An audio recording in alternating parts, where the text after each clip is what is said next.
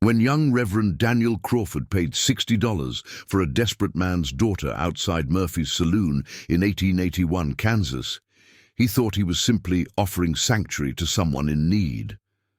But beneath Rebecca's quiet strength lay a faith that would challenge everything he believed about God's calling, while her father's broken heart held the key to a miracle that would transform 3 lives forever.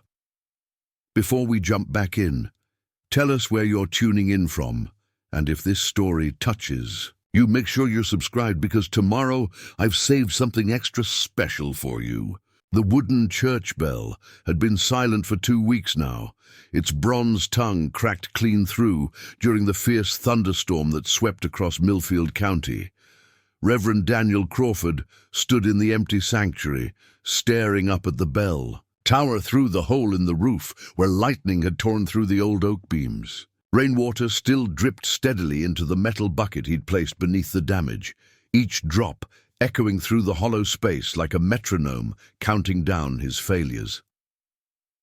At 28, Daniel had been preaching for only 3 years, but already he felt the weight of every unanswered prayer, every empty pew, every soul he couldn't seem to reach. The congregation that had once filled these wooden benches had dwindled to barely a dozen faithful souls, most of them grey-haired widows who came more for the company than the sermons.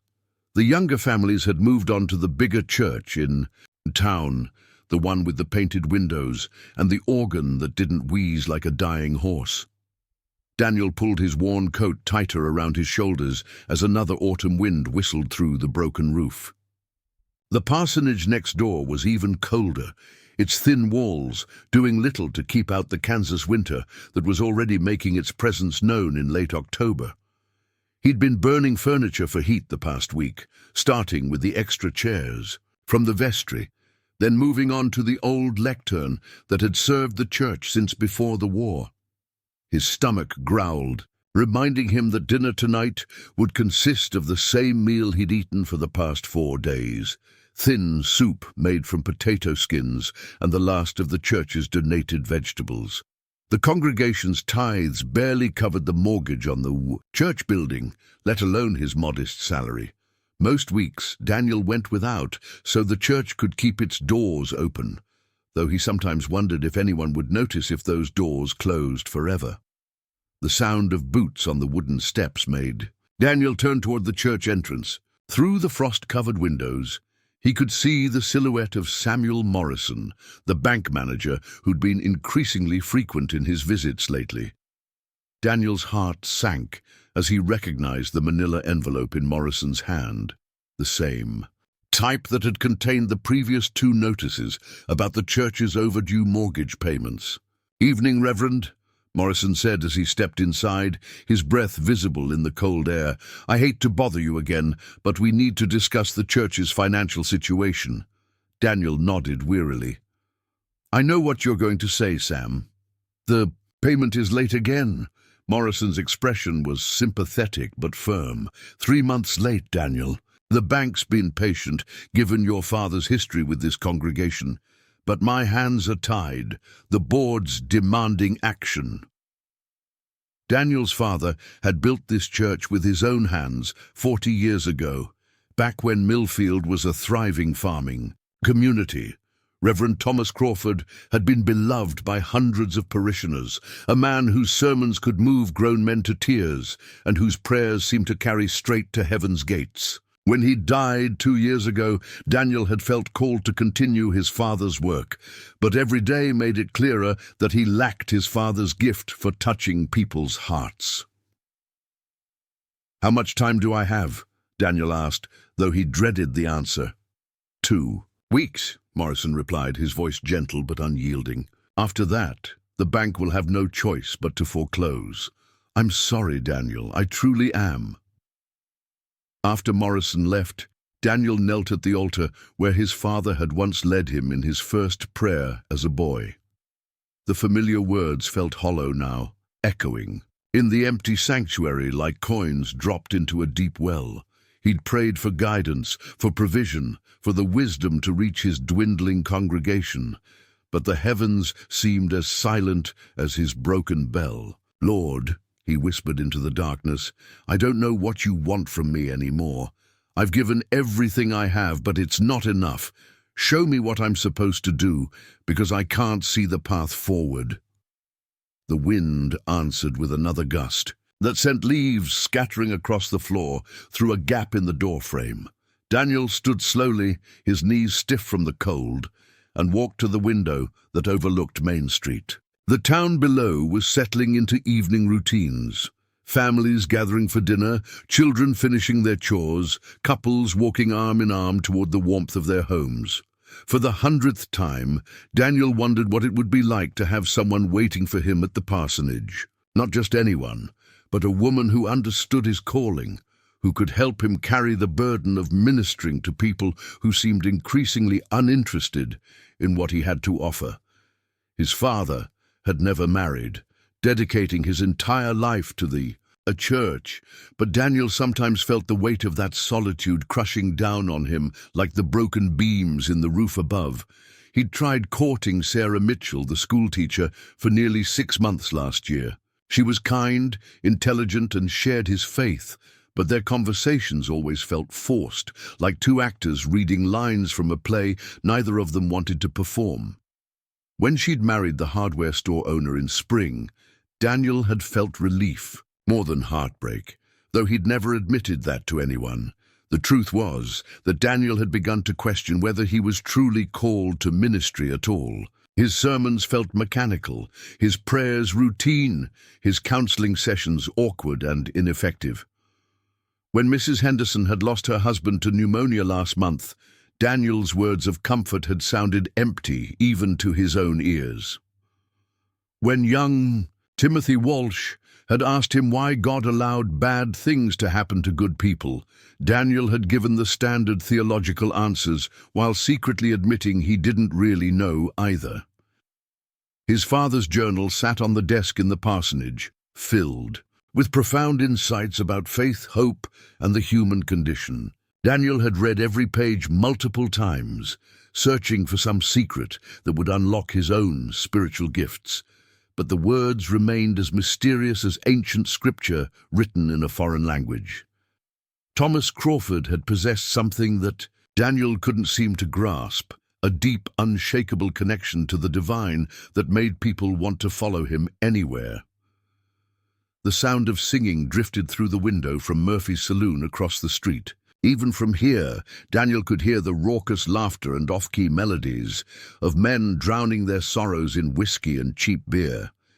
It struck him as ironic that the saloon was always full, while his church stood empty. People seemed more willing to seek comfort in a bottle than in the promise of eternal salvation. Daniel had tried visiting the saloon once, hoping to reach some of the lost souls who gathered there nightly. The experiment had been a disaster. The moment he'd walked through the swinging doors in his clerical collar, the entire place had fallen silent.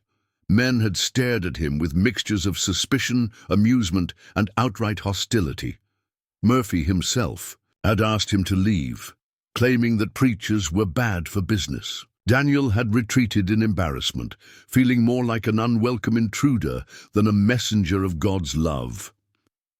The parsonage felt even emptier when Daniel returned to it that night. The small building had been designed for a family, a kitchen, large enough for Sunday dinners with parishioners, bedrooms that had never housed children, a sitting room where his father had counseled countless couples through their marital struggles. Now it served as a monument to Daniel's isolation, each empty room a reminder of the life he'd never built.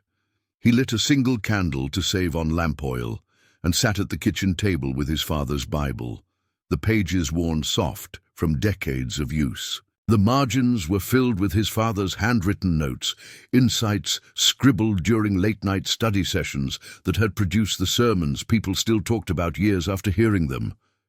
Daniel had tried to recreate that same depth in his own preaching, but his words always felt borrowed, like echoes of greater truths he couldn't quite grasp. "Trust in the Lord with all your heart," he read aloud from Proverbs, his voice sounding strange in the silent house. And lean not on your own understanding. In all your ways acknowledge him, and he will make your paths straight. The words had comforted him once, back when his faith felt strong and certain. Now they seemed like promises made to someone else, spiritual truths that applied to better men than himself. Daniel had acknowledged God in everything he did, had trusted with what felt like his whole heart, but his path had never felt less straight. Every day brought new evidence that he was failing at the one thing he'd believed he was called to do. He thought about Morrison's ultimatum as he prepared for bed. 2 weeks to save the church, but save it for what? So he could continue preaching to empty pews and collecting tithes that barely covered the building's expenses. So he could keep pretending that his ministry mattered when all evidence suggested otherwise. The wind picked up outside, rattling the windows and sending tree branches scraping against the roof like skeletal fingers. Daniel pulled his thin blankets tighter and tried to pray, but the words wouldn't come. Instead, he lay awake, listening to the sounds of the town settling into sleep around him. The distant laughter from the saloon, the whistle of the late train carrying travelers to more prosperous places, the barking of dogs and the creaking of houses built to shelter families he would never have. Somewhere in the darkness, a clock struck midnight, marking the beginning of another day in a life that felt increasingly purposeless. Daniel closed his eyes and tried to imagine what his father would do in this situation, but even that familiar exercise brought no clarity. Thomas Crawford had never faced an empty church or a broken congregation. He'd never questioned his calling or wondered if God had made a mistake in choosing him for this work. As sleep finally began to claim him, Daniel whispered one last prayer into the darkness. Lord, if you have a plan for me, please make it clear. I'm ready to listen, ready to follow, but I need to know you're still there. I need to know this all means something. The only answer was the wind through the broken roof of the church next door, carrying with it the scent of coming winter and the promise of harder days ahead.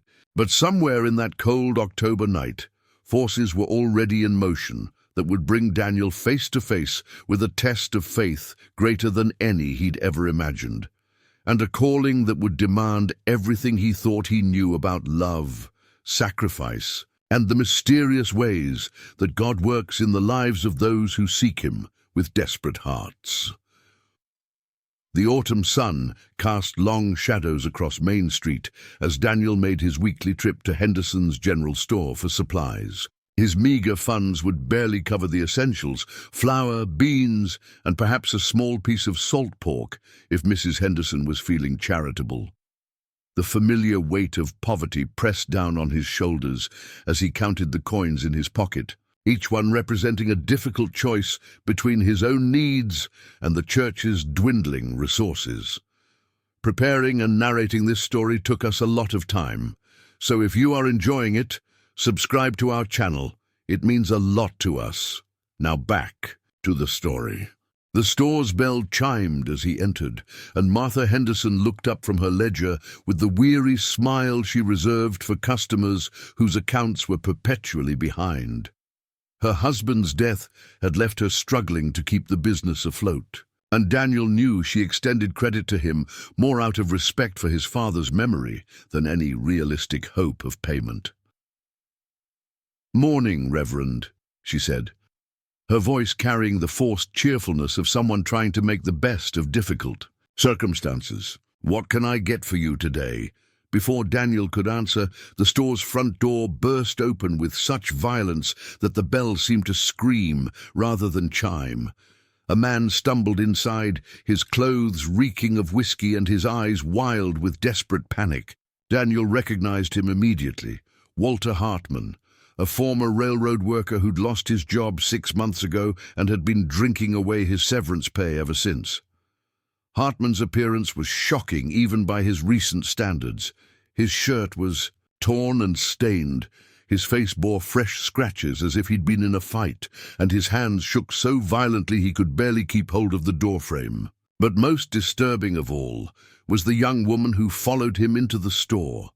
Clearly his daughter Rebecca, though Daniel barely recognized her. The last time Daniel had seen Rebecca Hartman, she'd been sitting in the third pew of his church, her face bright with the kind of faith that made him believe his sermons might actually matter. She'd been one of the few young people who attended regularly, always carrying a worn Bible and taking careful notes during his messages. Her questions after services were thoughtful and sincere, revealing a spiritual depth that had given Daniel hope for the future of his ministry. Now she stood behind her father like a shadow, her once bright dress faded and patched, her blonde hair pulled back in a severe bun that couldn't hide how thin her face had become. But it was her eyes that broke Daniel's heart. They held the hollow look of someone who'd seen too much suffering and had stopped expecting rescue. The vibrant young woman who'd asked him about the nature of forgiveness just 3 months ago had been replaced by someone who looked decades older than her 19 years. "I need to sell something," Hartman announced to the store, his voice slurred but determined. "Got something valuable here worth good money." Martha Henderson's expression shifted from concern to confusion. "Walter, you know I don't buy much. Beyond farm goods and crafts, what are you looking to sell?" Hartman grabbed Rebecca's arm and pulled her forward, causing her to stumble slightly. Daniel saw her wince at her father's rough handling, but she said nothing, keeping her eyes fixed on the floor. "My daughter," Hartman declared with the matter-of-fact tone of someone selling livestock. "Rebecca here's a good worker, knows how to cook and clean and mind her manners. Some man with sense would pay good money for a wife like her." The words hit the store like a physical blow. Martha Henderson gasped and stepped backward, her hand flying to her mouth. Daniel felt his stomach lurch with a combination of shock and rage that made his vision blur around the edges. This was Walter Hartman, a man who'd once sat in his congregation, who'd proudly watched his daughter sing in the church choir, who'd shaken Daniel's hand after services and praised his sermons. "Walter, you can't be serious," Martha whispered, her voice barely audible. "She's your daughter." "She's 19 years old and eating food I can't afford," Hartman replied, his grip tightening on Rebecca's arm. "I got debts that won't wait for. My feelings. Murphy's threatening to break my legs if I don't pay him by Sunday, and I got nothing left to sell except her." Daniel watched Rebecca's face throughout this exchange, searching for some sign of protest or rebellion. But she remained perfectly still. Her silence was more heartbreaking than screaming would have been. It spoke of someone who'd already fought this battle and lost, someone who'd accepted her fate with the resignation of a condemned prisoner. "This is madness," Martha said, her voice growing stronger with indignation. "Rebecca, tell him you won't stand for this. Tell him to find another way." Rebecca finally looked up, and Daniel saw tears threatening at the corners of her eyes. When she spoke, her voice was steady but hollow. "There is no other way, Mrs. Henderson. We haven't eaten a real meal in 4 days. The landlord's threatening eviction. Papa owes money to half the town, and winter's coming." Hartman nodded eagerly, seeing an opportunity to press his case. "See? She understands the situation. I'm not some monster. I'm trying to take care of my family the only way I can. Some good man will get himself a fine wife, and Rebecca will have a roof over her head and food in her belly. It's better than watching her starve with me." The logic was horrifying in its practicality. Daniel had seen enough poverty to know that desperate people made desperate choices, but this crossed lines he hadn't imagined could be crossed. Yet, as he looked at Rebecca's gaunt face and her father's shaking hands, he understood the terrible mathematics that had led them to this moment. "What kind of money are you talking about?" asked a voice from the back of the store. Daniel turned to see James Morrison, Samuel's older brother and the town's most successful merchant, emerging from behind a display of farm tools. His presence immediately changed the atmosphere in the store, bringing with it the scent of expensive tobacco and the confident bearing of a man accustomed to getting what he wanted. Morrison was in his mid-40s, recently widowed, and known for his business acumen as much as his wandering eye. Daniel had heard rumors about Morrison's treatment of the women who worked in his household, stories that had never been proven but were whispered about by the church ladies with knowing looks and worried tones. $50, Hartman said quickly, his desperation making him eager to negotiate. She's worth every penny, strong, healthy, knows her Bible verses, and she's been raised proper. Morrison circled Rebecca slowly, examining her like a horse. He was considering purchasing. Daniel saw her stiffen under the scrutiny, but she kept her eyes down and said nothing. The merchant's gaze lingered on her figure in a way that made Daniel's hands clench into fists. "She's awfully thin," Morrison observed critically. "And I hear the Hartman family's had some troubles lately. How do I know she won't bring bad luck with her?" "She's thin because we ain't had money for food," Hartman protested. "Feed her proper for a week and she'll fill out just fine. As for luck, she's the best thing that ever happened to me. It's my drinking that brought us low, not her." Morrison reached out and tilted Rebecca's chin up, forcing her to meet his eyes. Daniel saw her struggle not to pull away, saw the fear she was working so hard to hide. "What do you say, girl? You willing to be a proper wife to a man who can provide for you?" Rebecca's voice was barely a whisper. "I'll do what I have to do." The answer seemed to satisfy Morrison, who smiled in a way that made Daniel's skin crawl. $40, he said to Hartman. "Take it or leave it." "I said 50, Hartman protested, but his voice lacked conviction. "40's more than fair for damaged goods," Morrison replied coldly. "Word is, she's been seen talking to men without proper supervision. Can't expect full price for a girl with a questionable reputation." Daniel knew the accusation was false. Rebecca's only crime had been attending church functions and occasionally speaking to other young people after services. But in a small town, even innocent interactions could be twisted into something sinister by malicious tongues.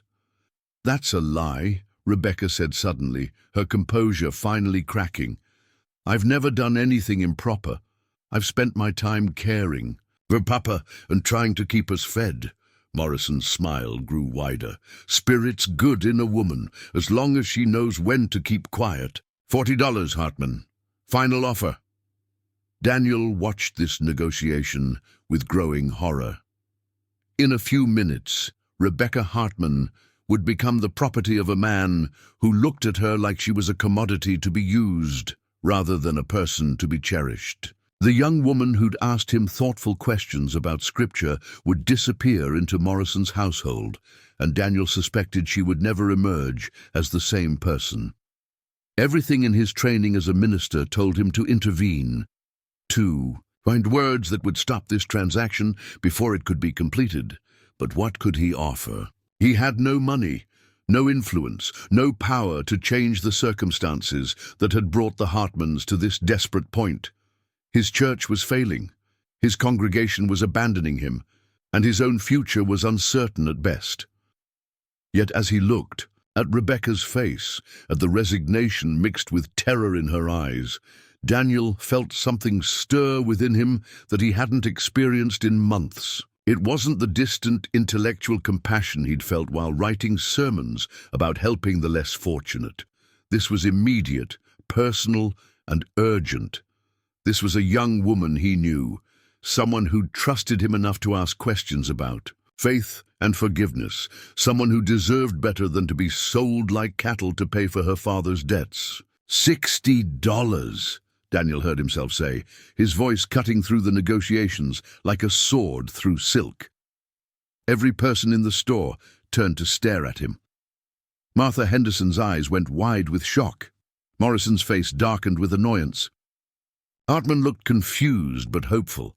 And Rebecca looked at him with an expression Daniel couldn't quite read, something between surprise and desperate hope. "Excuse me?" Morrison said, his voice dangerous with controlled anger. "I said $60, Daniel repeated, stepping forward.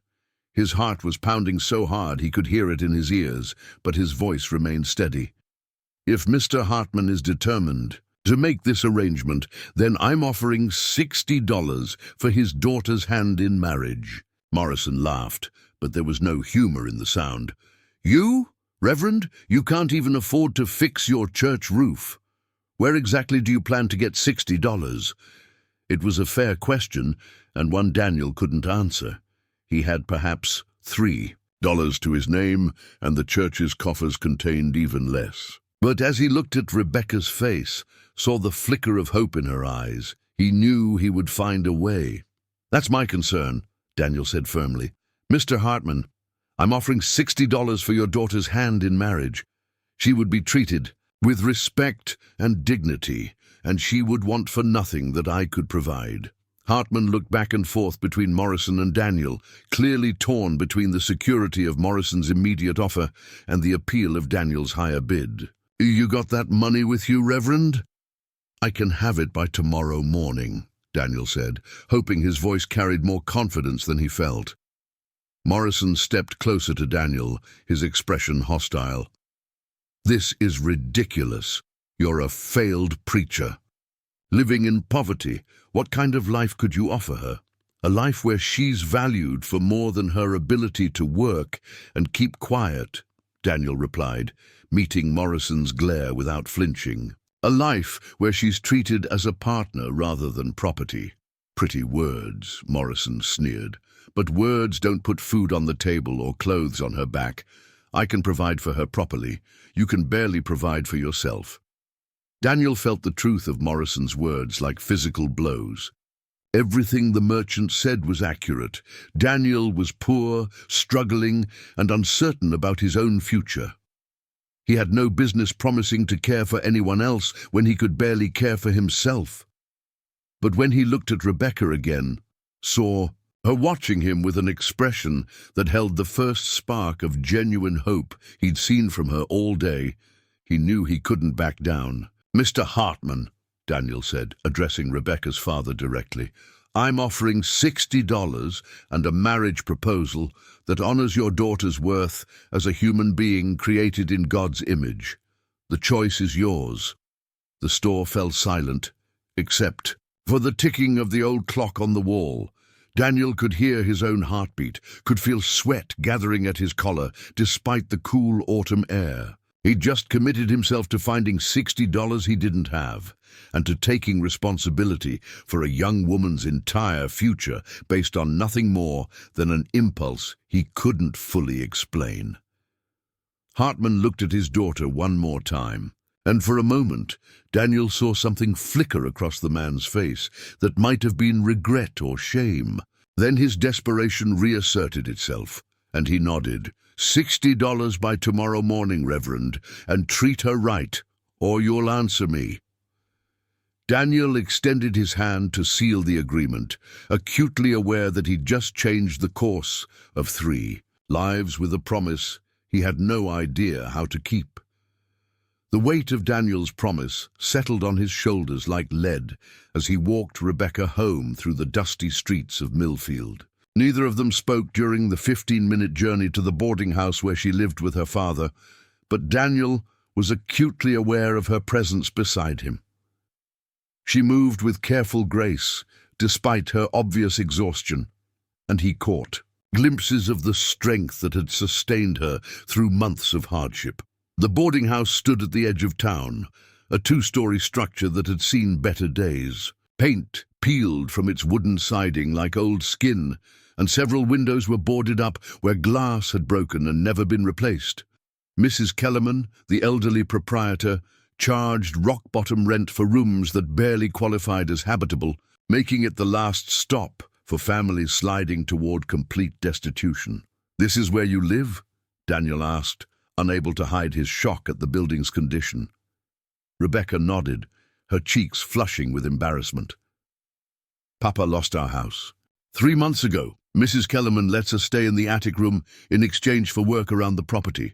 Daniel studied the sagging porch and broken front steps, imagining Rebecca climbing those treacherous stairs every night after spending her days cleaning other people's homes and taking in washing to help pay for food. The young woman who'd once sat attentively in his congregation, had been surviving in conditions that would challenge the hardiest frontier families. "Rebecca," he said carefully, "I need you to understand something about what happened back there. I made that offer because I couldn't stand to see you treated like property, but I don't have $60. I'm not even sure how I'm going to get it."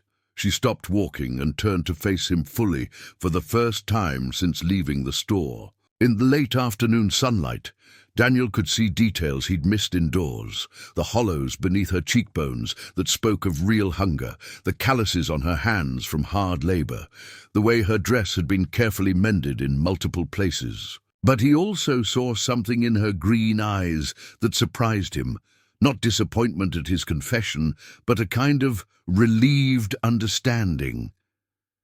"I know you don't have the money, Reverend," she said quietly. "I've seen how you've been struggling. The whole town knows the church is in trouble." Daniel felt heat rise in his face at the acknowledgement of his very public failures. "Then why didn't you say something? Why didn't you stop me from making a promise I can't keep?" Rebecca was quiet for a long moment, studying his face with an intensity that made him uncomfortable. When she finally spoke, her voice carried a maturity that seemed far beyond her 19 years. "Because in that store, for the first time in months, someone looked at me like I was worth something more than what I could provide for them. You didn't see a burden or a commodity or a solution to someone else's problems. You saw me." She paused, gathering her thoughts. "I don't care if you can't get the money. I don't care if the whole arrangement falls apart tomorrow. For 5 minutes today, I felt like a human being again, instead of just another mouth to feed." Her words hit Daniel with unexpected force. He'd acted on impulse, driven by outrage and compassion, but he hadn't considered what his intervention might mean to Rebecca herself. In trying to save her from an unthinkable situation, he'd inadvertently given her something even more valuable: recognition of her inherent worth as a person. "What will happen if I can't come up with the money?" he asked. "Papa will sell me to Mr. Morrison for $40, Rebecca replied matter-of-factly. "Morrison gets what he wants, Papa gets enough to pay his debts and buy liquor for another month, and I—" She shrugged, but Daniel saw her hands tremble slightly. "I become Mrs. Morrison and do whatever he requires of me." The casual way she spoke about this fate made Daniel's stomach turn. Rebecca had clearly spent weeks or months preparing herself, mentally for this outcome, building walls around her emotions so she could survive whatever came next. The resignation in her voice was more heartbreaking than tears would have been. "There has to be another way," Daniel said, though even as he spoke the words, he knew how empty they sounded. "What about family? Friends who could help?" "Mama died 2 years ago," Rebecca said.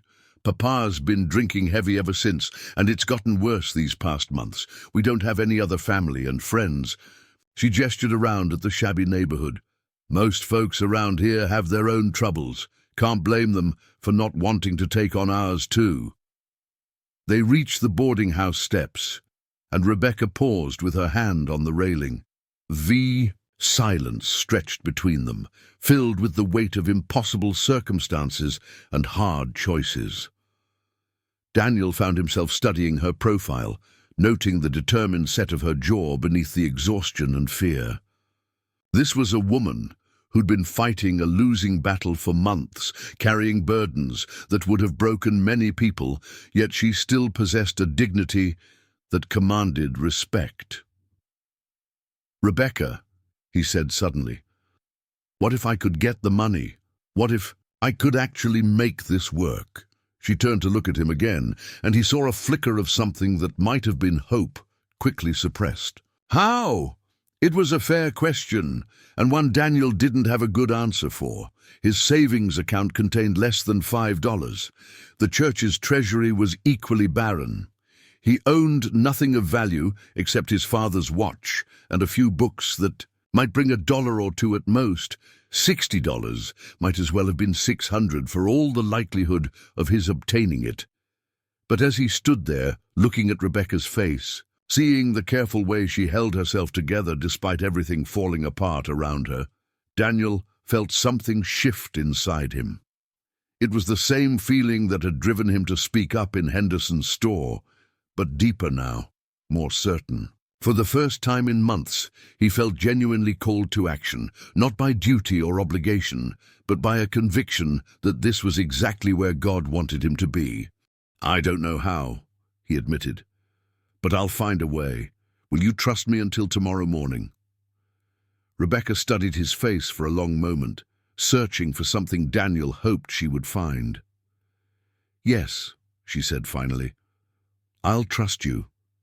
The simple words carried more weight than any formal vow Daniel had ever heard exchanged in his church. This young woman, who had every reason to doubt the promises of men, was choosing to place her faith in him based on nothing more than his word and whatever she saw in his character. The responsibility of that trust was both terrifying and transformative. After leaving Rebecca at the boarding house, Daniel walked through town with new eyes, seeing potential solutions where before he'd seen only obstacles. The familiar streets of Millfield took on different meanings as he considered what resources might be available to him if he was willing to think beyond conventional boundaries. His first stop was the church, where he knelt before the altar and poured out his heart in prayer, unlike any he'd offered in months. Instead of the mechanical recitations that had become his habit, Daniel found himself speaking to God with the desperate honesty of someone who had finally found a purpose worth fighting for. "Lord," he whispered in the empty sanctuary, "I don't understand why you've brought me to this moment, but I believe you have. I've spent months questioning my calling, wondering if I was meant for this work, but now I see a chance to live out the gospel in a way that matters. Help me find the means to honor my promise to Rebecca. Show me how to be the man you've called me to be." The broken bell above remained silent, but Daniel felt something settle in his chest. Not an answer exactly, but a certainty that he was moving in the right direction. He rose from his knees with new determination and began taking inventory of everything he owned that might have value. His father's pocket watch was solid gold, a gift from the congregation when Thomas Crawford had completed 25 years of service. Daniel had treasured it as his most precious inheritance, winding it each morning as a way of connecting with his father's memory. Now he held it up to the lamplight, estimating its worth at perhaps $20 if he could find the right buyer. The books in his study represented years of careful collecting: theological commentaries, biblical concordances, philosophical works that had shaped his understanding of faith and ministry. Most were worth little on the open market, but a few first editions might bring $5 or $10 each to the right collector. His father's desk was solid walnut, handcrafted by a German immigrant who'd since moved west. The craftsmanship was excellent, and Daniel thought it might bring $15, though selling it would mean conducting all future business from the kitchen table. Adding up these potential sales, Daniel calculated he might raise $40. If everything went perfectly, still $20 short, but closer than he'd been an hour ago. The gap seemed surmountable if he could find one more source of funds. The solution came to him as he was examining his father's collection of sermon notes. Buried in the bottom drawer of the desk was a small wooden box Daniel had forgotten about. His father's emergency fund, money set aside for times of greatest need. Thomas Crawford had been careful with finances, and over the years he'd managed to save small amounts that he'd hidden away against the possibility of disaster. Daniel's hands shook as he opened the box and counted the contents. $18.37, more than he'd dared hope for.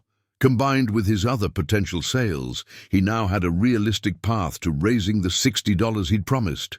But obtaining the money was only half the challenge. Daniel also needed to prepare for the reality of taking responsibility for Rebecca's welfare with no clear plan for supporting her. His ministerial salary was irregular at best, and with the church facing foreclosure, even that modest income was uncertain. The parsonage would need significant work to house a married couple. The roof leaked in 2 places, the kitchen stove barely functioned, and the bedroom contained only a narrow single bed suitable for a bachelor. Daniel spent the evening making lists of necessary repairs and improvements, calculating costs and timelines with the methodical precision of a man whose future happiness depended on getting the details right. More importantly, he needed to consider what kind of marriage he was proposing. This wasn't a conventional courtship leading to love and partnership. This was a business arrangement born of desperation, a transaction that would bind 2 people together regardless of their feelings for each other. Daniel had never been married, had barely even courted seriously, and now he was preparing to take on the responsibility of a wife who was essentially a stranger. Yet as he considered these challenges, Daniel found himself thinking not about the practical difficulties, but about Rebecca herself. He remembered her thoughtful questions after church services, the way she'd listened to his sermons with genuine attention when most of the congregation seemed distracted. He recalled her dignity in the face of her father's humiliating sales pitch, her quiet strength that had sustained her through months of hardship. This wasn't the marriage he'd imagined for himself, but perhaps it was the marriage he needed. His attempts at conventional courtship had felt forced and artificial. His prayers for a helpmate had gone unanswered through years of loneliness. Now God had placed before him a woman who needed rescue and who might in time become the partner he'd been seeking without knowing it. The night passed slowly as Daniel alternated between prayer, planning, and pacing around the small parsonage. By dawn, he had a clear strategy for raising the money and a rough plan for beginning their life together. More importantly, he had made peace with the magnitude of the commitment he was undertaking. At sunrise, Daniel began executing his plan, with the efficiency of a man who'd found his purpose. His first stop was the jewelry shop, where old Heinrich Müller examined Thomas Crawford's watch with the careful attention of a true craftsman. "Beautiful piece," Müller said, turning the watch over in his weathered hands.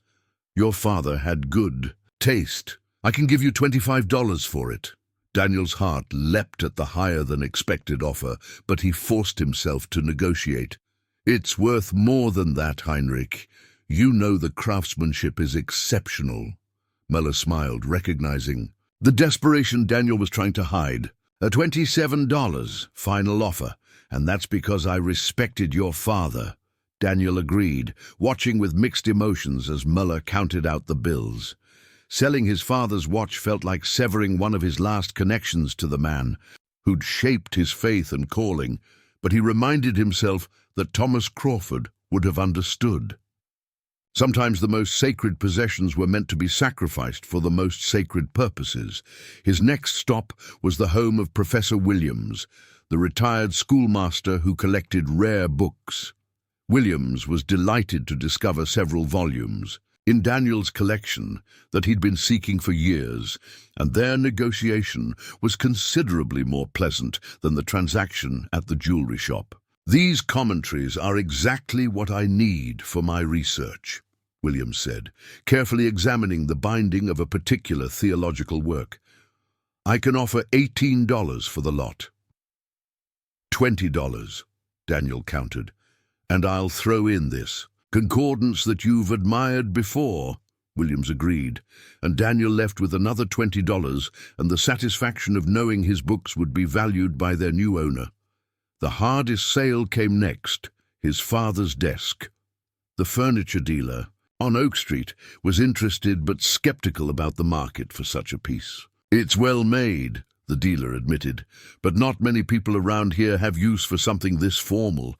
Best I can do is $12. Daniel accepted the offer reluctantly, knowing he was selling the desk for less than its worth, but lacking the time to find a better buyer. The dealer promised to pick it up that afternoon, which would give Daniel just enough time to transfer his remaining papers to the kitchen table. with $57 in his pocket and 3 more available. From his father's emergency fund, Daniel had the money he'd promised. But more than that, he had something he hadn't possessed in months, a sense of purpose that extended beyond his own struggles and failures. For the first time since his father's death, Daniel felt like he was truly following God's calling rather than simply going through the motions of ministry. The morning sun was climbing toward its peak as Daniel walked toward the boarding house where Rebecca waited. In his pocket, $60 represented everything he owned of value, everything he could call upon to start a new life with a woman he barely knew. But with each step, his confidence grew. He was no longer the failed preacher struggling to fill his father's shoes. He was a man who'd found something worth sacrificing for, someone worth believing in, and a calling that finally made sense of all his previous struggles. The leap of faith he was taking wasn't just about raising money or saving Rebecca from an unwanted marriage. It was about trusting that God's plan for his life was bigger than his own understanding, more complex than his simple desire for success in ministry, and more meaningful than anything he could have achieved alone. As the boarding house came into view, Daniel quickened his pace, eager to honor his promise and begin whatever new chapter God was writing in both their lives. The news of Daniel's engagement to Rebecca Hartman spread through Millfield faster than a prairie fire in the dry season. By the time he returned to the parsonage that afternoon, 3 members of his dwindling congregation were waiting on his porch with expressions that ranged from concerned to scandalized. Mrs. Eleanor Pritchard, the banker's wife and unofficial moral authority of the church, stood with her arms crossed like a general preparing for battle. "Reverend Crawford," she said before Daniel could even reach his front steps, "we need to discuss this scandalous situation immediately." Behind her stood Dr. Marcus Webb, the town physician who served as head deacon, and Mrs. Cordelia Finch, whose husband owned the largest farm in the county. These 3 represented the most influential families in his congregation, the people whose opinions carried weight throughout the community and whose financial support kept the church barely afloat. "Good afternoon," Daniel replied carefully, unlocking his door while trying to project more confidence than he felt. "Please come inside." The parsonage felt smaller, with 4 people crowded into the modest sitting room. Daniel offered tea, but Mrs. Pritchard waved away the courtesy with an impatient gesture. She was a woman accustomed to getting straight to the point, especially when she believed moral righteousness was on her side. "Is it true?" she demanded without preamble. "Did you actually pay money for Walter Hartman's daughter like she was livestock at auction?" Daniel felt his jaw tighten at the characterization, but he kept his voice level. "I made an offer of marriage to Miss Hartman when I saw her being treated in a manner unbecoming to any human being created in God's image." "That's not what we heard," Dr. Webb interjected, his tone disapproving. "The story going around town is that you bought her from her father for $60. That's not marriage, Reverend. That's purchasing a woman like she was property." "The circumstances were unusual," Daniel admitted, "but my intentions are entirely honorable. Miss Hartman needed protection from a situation that would have harmed her, and I was in a position to provide it." Mrs. Finch leaned forward in her chair, her eyes bright with the kind of curiosity that drove small-town gossip. "But Daniel, dear, what do you really know about this girl? Her reputation has been questionable lately. There are stories about her behavior that make one wonder if she's suitable for a minister's wife." Daniel felt anger rise in his chest, but he forced himself to respond calmly. "What stories exactly?" "Because I've known Rebecca Hartman as a faithful member of this congregation for over a year, and I've never seen anything in her conduct that would warrant criticism." Mrs. Pritchard exchanged a meaningful look with the other 2 before speaking. "The Henderson boy claims she was meeting men behind the church after evening services. Mary Sullivan saw her walking with that traveling salesman last month without proper supervision, and everyone knows her father's drinking problem. The apple rarely falls far from the tree. Those are rumors and gossip, Daniel replied firmly. I won't listen to character assassination based on hearsay and malicious speculation. Dr. Webb cleared his throat diplomatically. Reverend, we're not here to attack the girl's character. We're concerned about yours. You're a minister of the gospel, and your actions reflect on this entire congregation. Marrying a woman under these circumstances, essentially buying her from her father, creates a scandal that could destroy your ministry. My ministry? Daniel almost laughed at the irony. Dr. Webb, my ministry consists of preaching to 12 people on a good Sunday, in a church that's about to be foreclosed on because we can't pay the mortgage. What exactly am I in danger of destroying? Mrs. Pritchard's face flushed with indignation. That attitude is exactly the problem, Daniel. You've lost faith in your calling, and now you're making desperate decisions that will only make things worse. Your father would be ashamed of what you're doing to his church. The mention of his father hit Daniel like a physical blow. These people had known Thomas Crawford personally, had been shaped by his ministry and blessed by his wisdom. Their disappointment wasn't just about Daniel's recent decisions. It was about his failure to live up to the standard his father had set. My father believed in helping people in need, Daniel said quietly. He would have understood why I couldn't stand by and watch. Rebecca be sold like cattle. Your father also understood the importance of propriety and reputation, Mrs. Finch countered. He would never have entered into a marriage arrangement that made him the subject of scandalous gossip. Dr. Webb leaned back in his chair, his expression thoughtful. Daniel, let's speak practically for a moment. You don't have the resources to support a wife properly. The church can barely afford your salary as it is, and now you're taking on additional financial responsibilities. How do you plan to provide for her? It was a fair question, and one Daniel had been grappling with himself. I'll find a way. Perhaps I can take on additional work to supplement my income.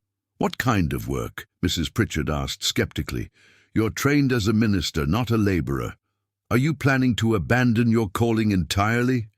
The question hung in the air like smoke from a poorly tended fire. Daniel realized that these people saw his marriage to Rebecca as the first step toward abandoning the ministry altogether, and he wasn't entirely sure they were wrong. His commitment to the church had been wavering for months, and this new responsibility might indeed pull him away from pastoral duties entirely. I'm not abandoning anything, he said, though his voice lacked conviction. I'm simply expanding my understanding of what it means to serve God and others. Mrs. Finch shook her head sadly. Oh, Daniel, you're making a terrible mistake. This girl will be nothing but trouble for you. She'll drag you down to her level, and before you know it, you'll be as lost as her father. The casual cruelty of the comment made Daniel's temper flare. Mrs. Finch, I won't sit in my own home and listen to you speak about my future wife in such terms. Rebecca Hartman is a woman of faith and character who survived hardships that would break most people. She deserves respect, not judgment from people who've never faced her struggles. Dr. Webb raised his hands in a peacemaking gesture. Let's all calm down. Daniel, we're here because we care about you and the church. We're trying to help you see the potential consequences of this decision before it's too late to change course. What are you suggesting? Daniel asked, though he suspected he already knew the answer. Mrs. Pritchard straightened in her chair, preparing to deliver what she clearly considered the voice of reason. Call off this engagement. Let Morrison have the girl if he wants her. No. At least he can provide for her properly. You focus on rebuilding your ministry and finding a suitable wife from among the respectable families in town. Absolutely not, Daniel said without hesitation. I've made a commitment to Rebecca and I intend to honor it. Even if it destroys your career? Dr. Webb asked. Daniel, I'll be frank with you. The other families in the congregation are already talking about finding a new minister. This scandal with the Hartman girl might be the final straw that drives them away entirely. The threat was delivered gently, but it was a threat nonetheless. Daniel understood that these three people represented the financial backbone of his church, and losing their support would mean the end of his ministry in Millfield, regardless of his personal wishes. Then perhaps it's time for them to find a new minister, Daniel said, surprising himself with how easily the words came. If my congregation can't accept my decision to help someone in desperate need, then maybe we're not as aligned in our understanding of Christian duty as I thought. Mrs. Pritchard stood abruptly, her face rigid with disapproval. I see there's no reasoning with you. But mark my words, Daniel Crawford, this decision will ruin you. When that girl breaks your heart and drags your reputation through the mud, don't come crying to us for help. Dr. Webb and Mrs. Finch followed her toward the door, but the physician paused on the threshold. For what it's worth, Daniel, I hope you're right about her character. You're staking everything on a woman you barely know, and there's no going back once the wedding vows are spoken. After they left, Daniel sat alone in his parlor, watching the afternoon shadows lengthen across the floor. The confrontation had shaken him more than he wanted to admit, not because he doubted his decision, but because it had forced him to confront the full scope of what he was sacrificing. His ministry, his reputation, his standing in the community, all of it was being wagered on his belief that Rebecca Hartman was worth saving, and that their marriage could somehow work despite its unconventional beginning. The sound of footsteps on his porch interrupted his brooding. Through the window, he saw James Morrison approaching with two other men Daniel didn't recognize immediately. Their purposeful stride and grim expressions suggested this wouldn't be a social call, and Daniel's stomach tightened as he prepared for another confrontation. Morrison didn't bother knocking. He pushed open the door without invitation, his face dark with anger and something that might have been wounded pride. The two men with him were clearly enforcers of some kind, large, rough-looking characters who seemed more comfortable in saloons than parlors. "Crawford," Morrison said without preamble, "we need to talk about this misunderstanding regarding the Hartman girl." Daniel remained seated, forcing himself to project calm despite the threatening presence of Morrison's companions. "There's no misunderstanding, James. I made a legitimate offer and Mr. Hartman accepted it." Morrison laughed, but the sound was entirely without humor. "Legitimate? You outbid me with money you don't have for a woman I'd already negotiated for in good faith. That's not legitimate business. That's theft. I had the money when I made the offer," Daniel replied carefully. "The transaction was completed according to the terms Mr. Hartman established." One of Morrison's companions, a thick-set man with scarred knuckles, stepped closer to Daniel's chair. "Maybe the Reverend here needs help understanding the situation better." Daniel forced himself to remain still, though every instinct screamed at him to retreat. "I understand perfectly. You're angry because you didn't get what you wanted, so you've come here to intimidate me into changing my mind." Morrison's eyes glittered with malice. "You think you're clever, don't you? Playing the righteous preacher, saving the poor girl from the bad man, but you don't know what you're getting into, Crawford. That girl's not the innocent victim you think she is." "What's that supposed to mean?" Daniel asked, though he dreaded the answer. Morrison smiled like a cat that had cornered a mouse. "Ask her about last summer. Ask her about the traveling salesman who came through town selling patent medicines. Ask her why she was seen coming out of his hotel room late at night." The accusation hit Daniel like a punch to the stomach. He'd heard vague rumors about Rebecca's supposed improprieties, but Morrison was claiming specific knowledge of genuinely scandalous behavior. If true, such an incident would explain Walter Hartman's desperation to marry off his daughter quickly and quietly. "You're lying," Daniel said, but his voice lacked conviction. Am I? Morrison's smile widened. Ask Thompson at the hotel. Ask Mrs. Kellerman at the boarding house. She's the one who saw Rebecca sneaking back in that night. Half the town knows about it, but they're too polite to say anything to your face.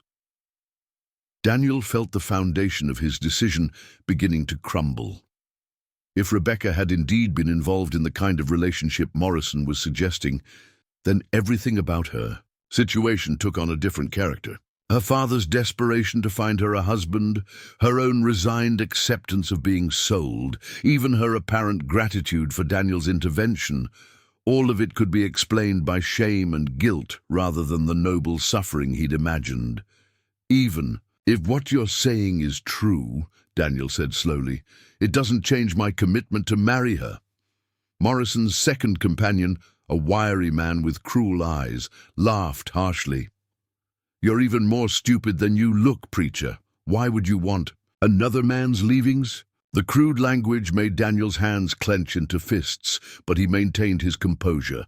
Because I believe in redemption and second chances. If Rebecca made mistakes in the past, that doesn't define her worth as a person. Morrison leaned forward, his voice dropping to a menacing whisper. Here's what's going to happen, Crawford. You're going to go to the Hartman girl and tell her you've changed your mind. You're going to release her from this engagement and step aside so a man who can properly provide for her can take responsibility. And if I refuse? Daniel asked. Morrison straightened, his expression hardening. Then you'll discover that small. Towns can be very unforgiving places for ministers who make the wrong enemies. Your church is already failing. It wouldn't take much to finish it off entirely. A few words in the right ears, some pressure on your remaining supporters, and you'll find yourself completely without a congregation. The threat was delivered with casual confidence, and Daniel knew Morrison had both the means and the connections to follow through. As the owner of several businesses and a member of prominent community organizations, Morrison wielded considerable influence in Millfield. If he chose to make Daniel's life difficult, he could do so in ways that would be both effective and difficult. To counter, your congregation's already turning against you, Morrison continued, pressing his advantage. I know the Pritchards and the Webbs came to see you today. How long do you think they'll keep supporting a minister who brings scandal? To their church? Daniel realized that Morrison had been orchestrating a campaign against him from multiple directions. The concerns expressed by his congregation members earlier weren't entirely organic. They'd been encouraged and perhaps even coached by someone with a vested interest in seeing Daniel fail. You've been spreading rumors about Rebecca, Daniel said, understanding dawning. You've been poisoning people's minds against her to force me to withdraw my offer. Morrison shrugged. I've been sharing information that people deserve to know. If the truth makes her look bad, that's her problem, not mine. The truth according to whom? Daniel demanded. Anonymous gossips and paid informants? The truth according to people who were there, Morrison replied coldly. But if you don't believe me, ask her yourself. Look her in the eye and ask her about that night at the hotel.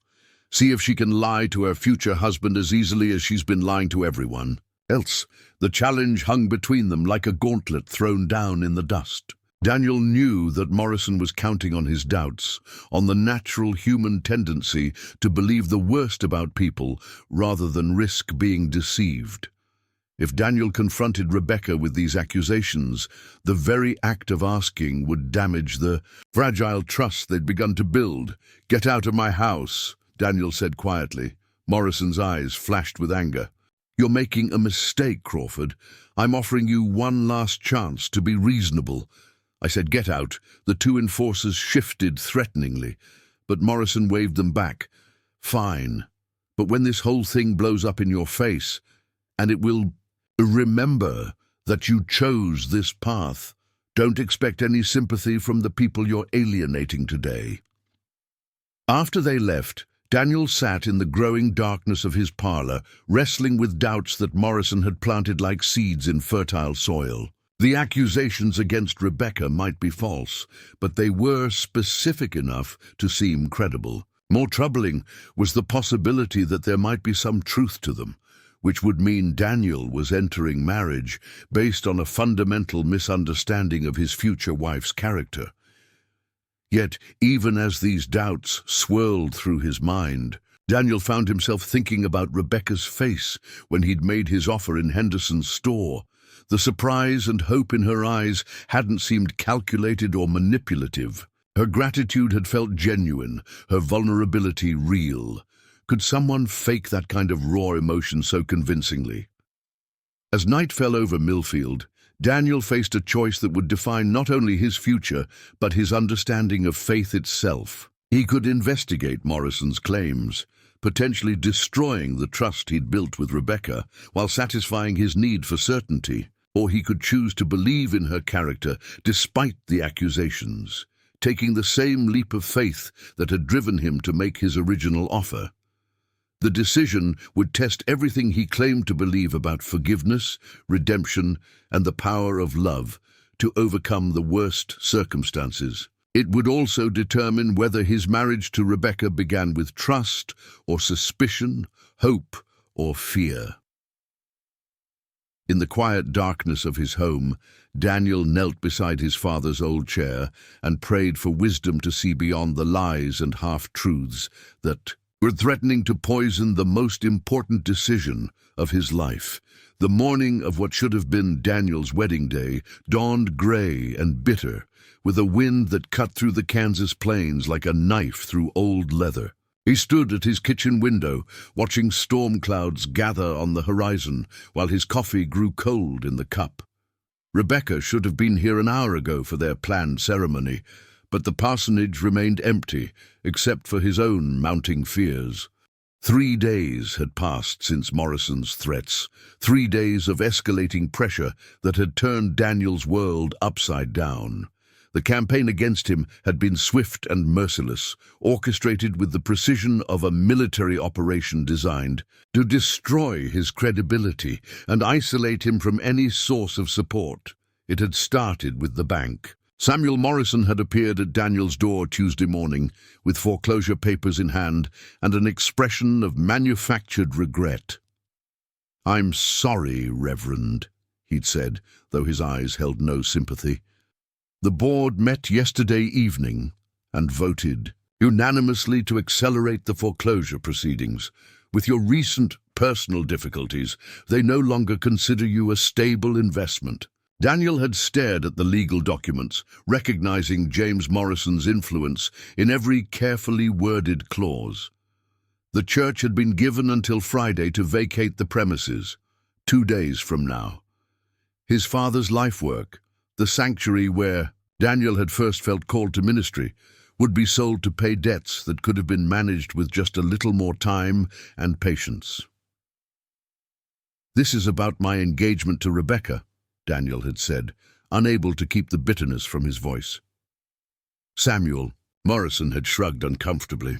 The board's decision was based purely on financial considerations. Personal matters didn't enter into it. But Daniel knew better. The Morrisons controlled the bank, and James Morrison controlled his brother. The foreclosure was simply another weapon in an arsenal being deployed to force Daniel into submission. The congregation's abandonment had been even more devastating. By Wednesday evening, every remaining member of Daniel's church had sent word that they would no longer be attending services. Mrs. Pritchard's letter had been particularly cutting. "Under the circumstances, we feel it would be inappropriate to continue supporting a ministry that has departed so dramatically from Christian values and moral leadership." Dr. Webb had been gentler but equally final. "Daniel, I've known you since you were a boy, and I've watched you struggle to find your way after your father's death. This marriage to the Hartman girl represents a fundamental error in judgment that we cannot in good conscience endorse. Until you reconsider this decision, we must seek spiritual guidance elsewhere." Even Mrs. Henderson, who had seemed sympathetic to Rebecca's plight, had withdrawn her support. Her brief note had been filled with apologies but firm in its conclusion. The stories about Rebecca's past behavior have made it impossible for decent women to associate with her. I'm sorry, but I cannot risk my own reputation by continuing to attend your church. Daniel had read each letter with growing despair, watching his ministry dissolve like salt in rain. These people had been more than just congregation members. They'd been his community, his identity, his purpose. Without them, he felt unmoored from everything that had given his life meaning for the past 3 years. But the cruelest blow had come Wednesday night, when Rebecca herself had failed to appear for their planned meeting to discuss wedding arrangements. Daniel had waited at the church for 2 hours, pacing the empty sanctuary, while his imagination conjured increasingly dark explanations for her absence. When he'd finally walked to the boarding house, Mrs. Kellerman had met him at the door with obvious reluctance. "She don't want to see you, Reverend," the elderly woman had said, her eyes filled with an uncomfortable mixture of pity and disapproval. "Says she's changed her mind about the whole arrangement." "I need to speak with her," Daniel had insisted. "There are things that need to be clarified between us." "She was very clear about not wanting visitors," Mrs. Kellerman had replied firmly. "Maybe it's best to leave the girl alone. She's been through enough without more complications." Daniel had stood on the boarding house steps feeling like a man whose foundation had crumbled beneath his feet.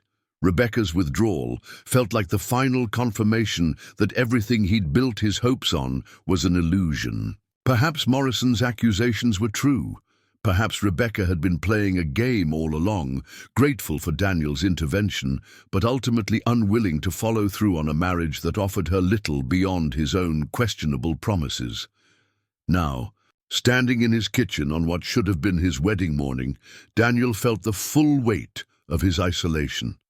His congregation was gone, his church was lost, his future wife had abandoned him, and his reputation lay in ruins. The man who had stepped forward so confidently in Henderson's store just days ago seemed like a stranger from another lifetime. A knock at the door interrupted his brooding. Daniel opened it to find Walter Hartman standing on his porch, swaying slightly with the telltale unsteadiness of a man who'd been drinking since sunrise. His clothes were even more disheveled than usual, and his eyes held the wild desperation of someone pushed beyond the limits of human endurance. "Where is she?" Hartman demanded, pushing past Daniel into the parsonage without invitation. "Where's my daughter?" "I thought she was with you," Daniel replied, confusion mixing with growing alarm. "She hasn't spoken to me since Monday." Hartman spun around, his face twisted with panic and rage. "She's gone, you fool.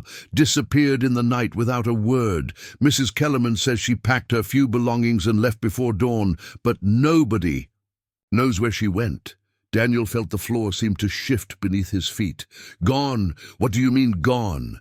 "I mean she's vanished," Hartman shouted, spittle flying from his lips. "Left a note saying she couldn't go through with the marriage and couldn't stay in town with all the talk about her. Said she was going somewhere nobody knew her name." The news hit Daniel like a physical blow. Rebecca hadn't just changed her mind about their wedding. She'd fled Millfield entirely, driven away by the scandal that had erupted around their engagement. The woman he'd promised to protect had ultimately needed protection from him, and the attention his intervention had brought to her life. "This is your fault," Hartman continued, his voice rising with each word. "Your stupid, noble gestures ruined everything.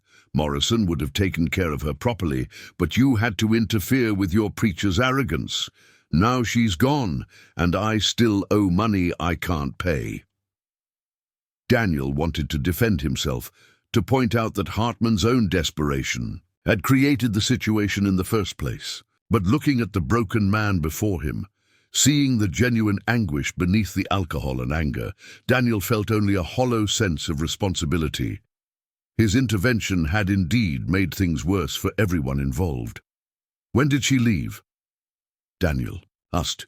"Sometime last night," Hartman replied, collapsing into Daniel's kitchen chair. Mrs. Kellerman found the note this morning when Rebecca didn't come down for breakfast. By then, she'd been gone for hours, probably caught the midnight freight train heading west.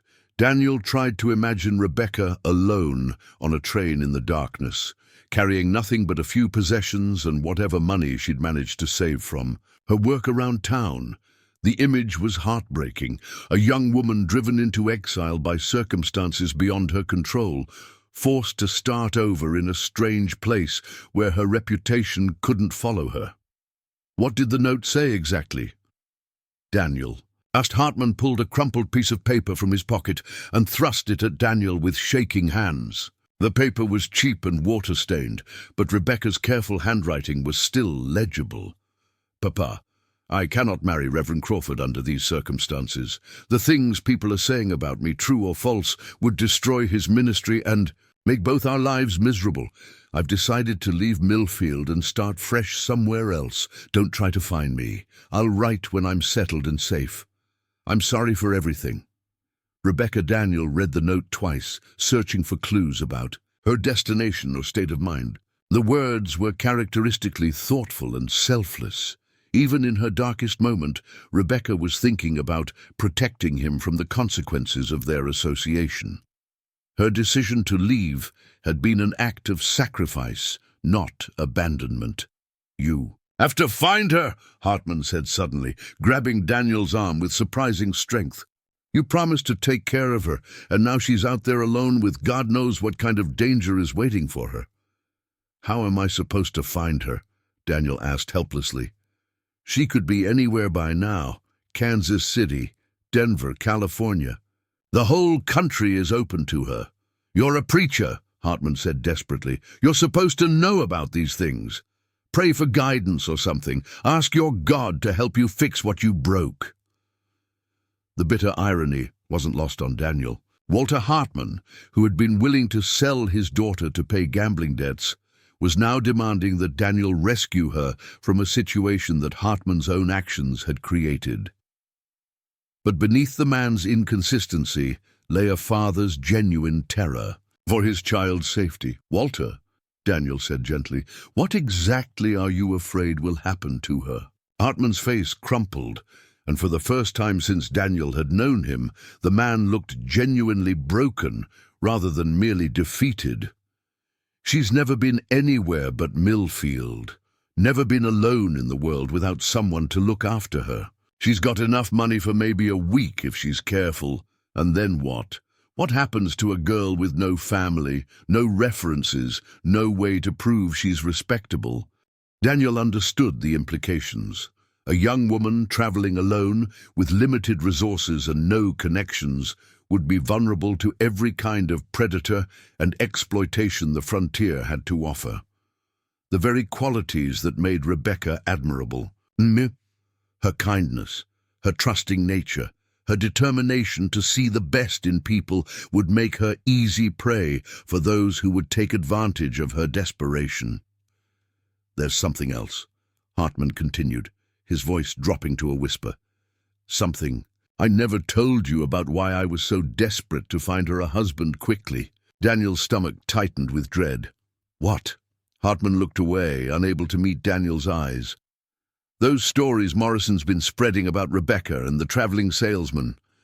They're not entirely lies. She was seen talking to him, and she did visit his hotel room, but not for the reasons people think. Then why? Daniel asked, though he wasn't sure he wanted to know the answer. Hartman's hands shook as he reached for a flask hidden in his coat pocket. He took a long drink before continuing.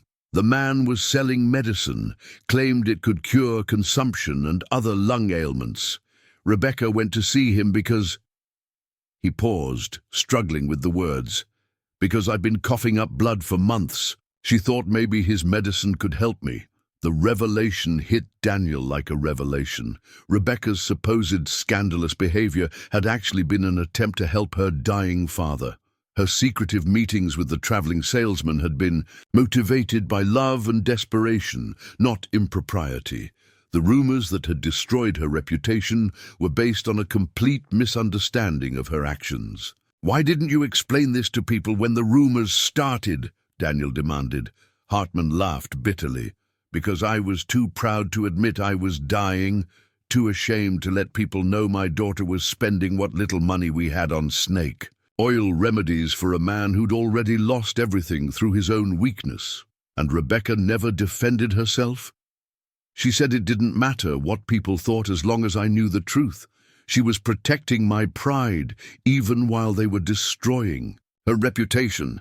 Hartman's voice broke completely. "And now she's out there alone, thinking the whole world believes the worst about her, when the truth is she's the best person I've ever known." Daniel felt a complex mixture of emotions wash over him. Relief that Rebecca was innocent of the accusations, anger at the injustice she'd suffered, and overwhelming guilt that he'd allowed doubt to creep into his own mind. The woman he'd promised to marry had been driven into exile not by her own sins, but by the cruelty of people who preferred scandal to truth. "I have to find her," Daniel said, the decision forming in his mind as he spoke.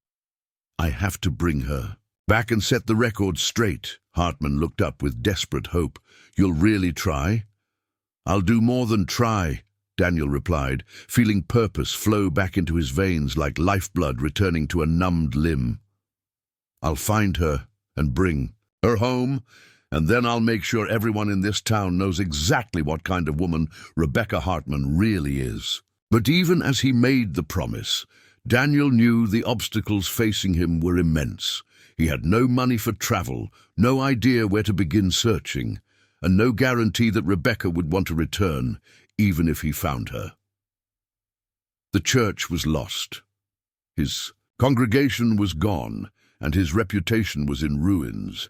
Yet for the first time in days, Daniel felt the clarity of genuine calling.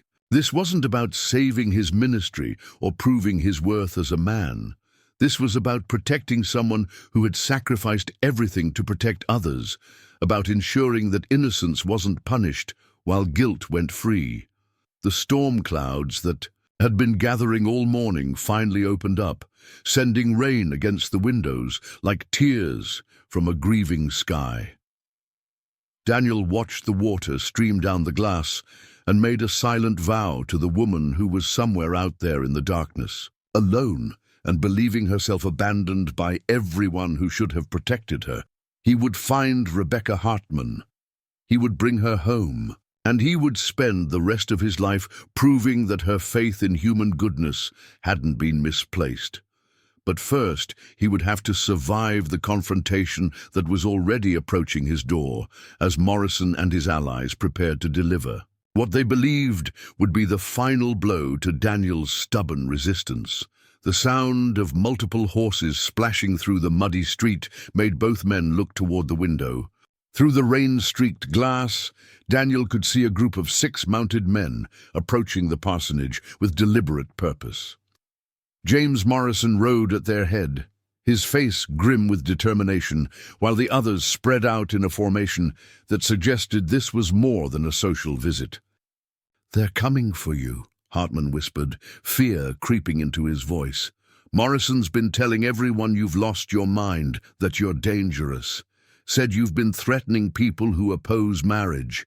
Daniel recognized several faces among the riders. Tom Bradley from the lumber mill, Sheriff Dawkins looking uncomfortable but resolute, and 3 men Daniel didn't know who had the hard look of hired muscle. This wasn't just intimidation anymore. This was a coordinated effort to remove him from the equation entirely.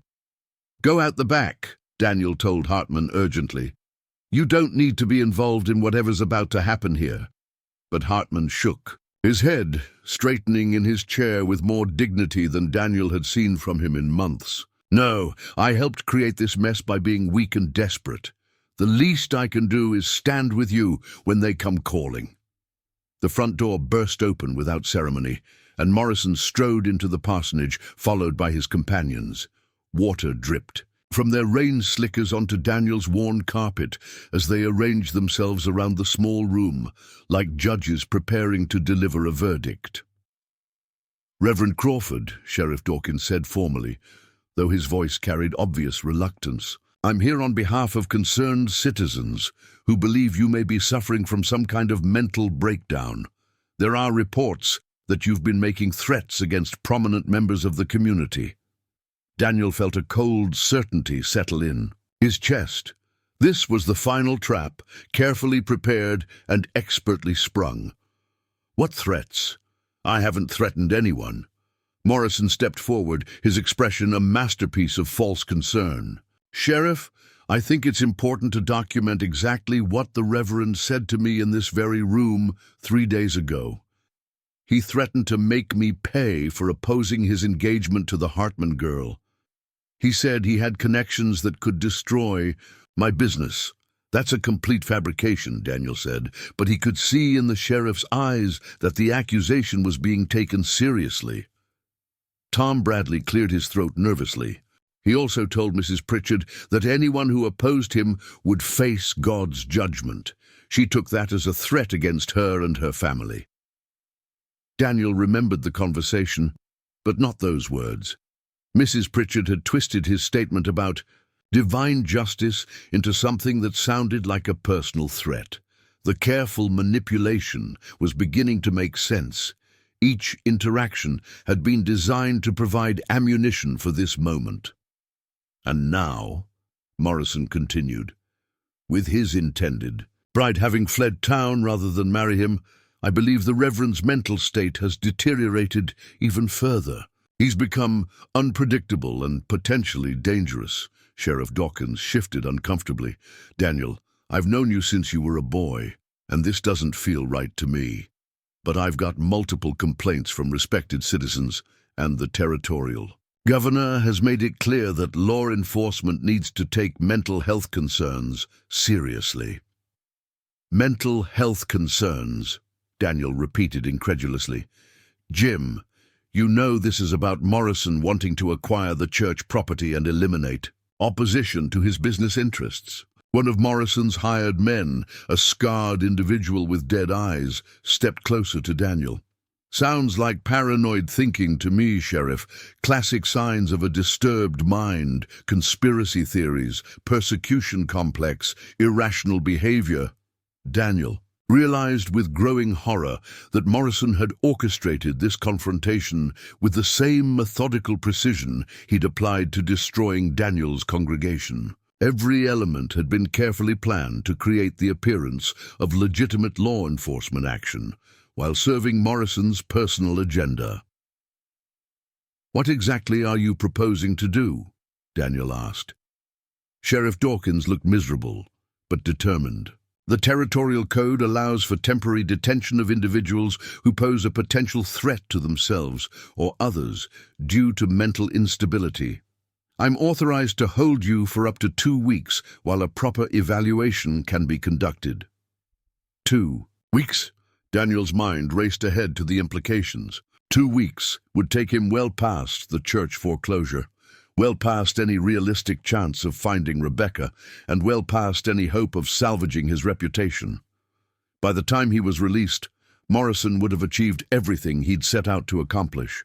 Walter Hartman struggled to his feet, swaying slightly, but speaking with surprising clarity.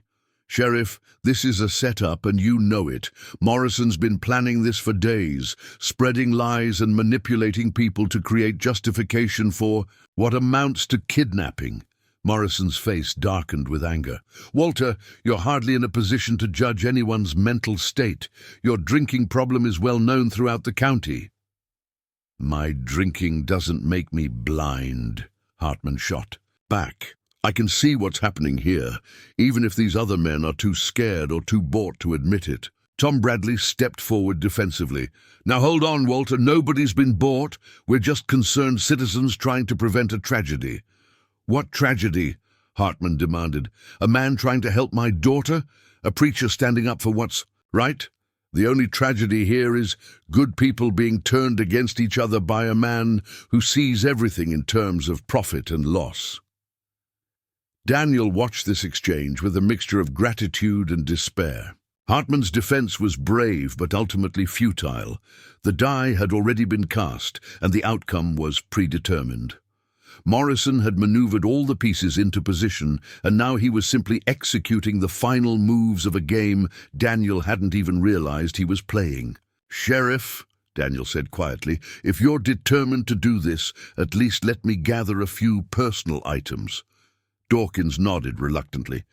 5 minutes, but someone stays with you at all times." Daniel moved through his home under the watchful eyes of Morrison's men, packing the few possessions that mattered most to him. His father's Bible went into a small bag, along with the last photographs of his parents and the deed to the parsonage that would soon be worthless anyway. As he packed, Daniel's mind worked frantically to find some escape from the trap that was closing around him. 2 weeks in detention would destroy any chance of finding Rebecca, but direct resistance would only validate Morrison's claims about his mental state. He needed a strategy that Morrison hadn't anticipated, an angle of approach that might yet salvage something from this disaster. The answer came to him as he was folding his spare shirt. Morrison's plan depended on removing Daniel from the equation entirely, on making him disappear long enough for all the pieces to fall into place. But what if Daniel could turn that isolation to his advantage? What if forced absence from Millfield could become an opportunity rather than a defeat? "I'm ready," Daniel announced, shouldering his bag. As they prepared to leave, Hartman grabbed Daniel's arm one last time. "Find her," he whispered urgently. "Whatever happens, don't let them win. Find my daughter and bring her home." Daniel nodded, meeting the older man's desperate eyes. "I promise. No matter how long it takes, no matter what I have to sacrifice, I'll find her." The rain had intensified as they emerged from the parsonage, turning the street into a river of mud that sucked at the horses' hooves. Daniel was lifted onto a spare mount, his hands bound loosely to prevent any attempt at escape. As they rode through town toward the county jail, he saw faces watching from windows, some curious, some sympathetic, most simply relieved that the scandal was finally being resolved. The jail sat on the outskirts of Millfield, a squat stone building that had been constructed during the territory's more violent early days. Sheriff Dawkins led Daniel to a small but clean cell, his movements betraying obvious discomfort with the entire situation. "Daniel," he said quietly, after Morrison and the others had left, "I want you to know this doesn't sit right with me. But I've got orders from higher up, and my job depends on following them." "I understand, Jim," Daniel replied, settling onto the narrow cot. "You're caught in the middle of something bigger than either of us." Dawkins lingered by the cell door, clearly wrestling with his conscience. "For what it's worth, I hope that Hartman girl is safe wherever she's gone. She always seemed like a decent young lady to me." After the sheriff left, Daniel sat alone in his cell and tried to process everything that had happened. In the space of a week, he'd lost his church, his congregation, his intended bride, and now his freedom. By any conventional measure, Morrison had achieved total victory, but as Daniel opened his father's Bible and began to read by the dim light filtering through the barred window, he felt something unexpected. Not despair, but a strange kind of peace. For months, he'd been struggling to understand God's plan for his life, questioning his calling and doubting his worth as a minister. Now, stripped of everything he'd thought defined him, Daniel was beginning to see that perhaps God's plan had never been about the church building or the congregation's approval, or even his success as a traditional pastor. Perhaps this moment, alone in a jail cell, abandoned by his community, with nothing left but his faith and his love for a woman who might be lost forever, was exactly where God needed him to be. Perhaps true ministry wasn't about preaching to comfortable congregations, but about following Christ's example of standing with the outcast and the oppressed, even when it cost everything. The storm outside intensified, rattling the windows and sending streams of water through cracks in the stone walls. But Daniel found himself smiling for the first time in days. Morrison thought he'd won by removing Daniel from the game, but he'd actually done something else entirely. He'd freed Daniel from all the constraints and expectations that had been holding him back. Tomorrow, Daniel would begin planning his escape. Not just from jail, but from the entire framework of assumptions that had limited his understanding of what it meant to serve God and protect the innocent. Rebecca was out there somewhere, alone and believing herself abandoned, and Daniel would move heaven and earth to find her. The deepening crisis that seemed like an ending was actually a beginning. The first chapter of a story that would transform not just Daniel and Rebecca, but everyone whose lives they touched in the days to come. The sound of keys rattling in the cell door jarred Daniel awake from a fitful sleep. Grey dawn light filtered through the barred window, and for a moment he forgot where he was. Then reality crashed back. The jail cell, Morrison's trap, Rebecca's disappearance, and he sat up on the narrow cot to see Sheriff Dawkins standing outside his cell with an expression Daniel couldn't quite read.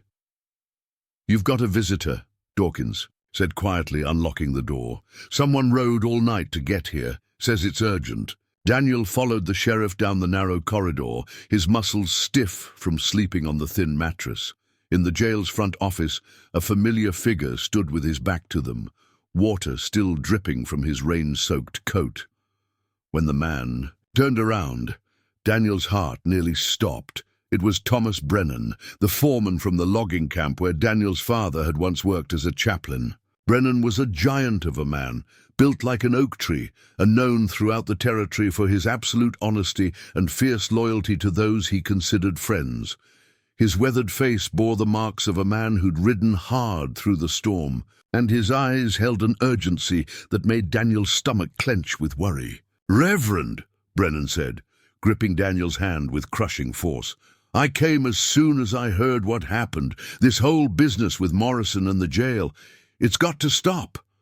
Sheriff Dawkins frowned.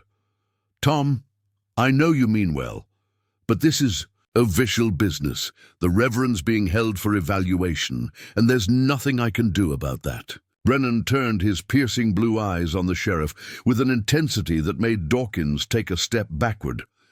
"Jim, I've known you since you were knee-high to a grasshopper, and I've never known you to be a fool.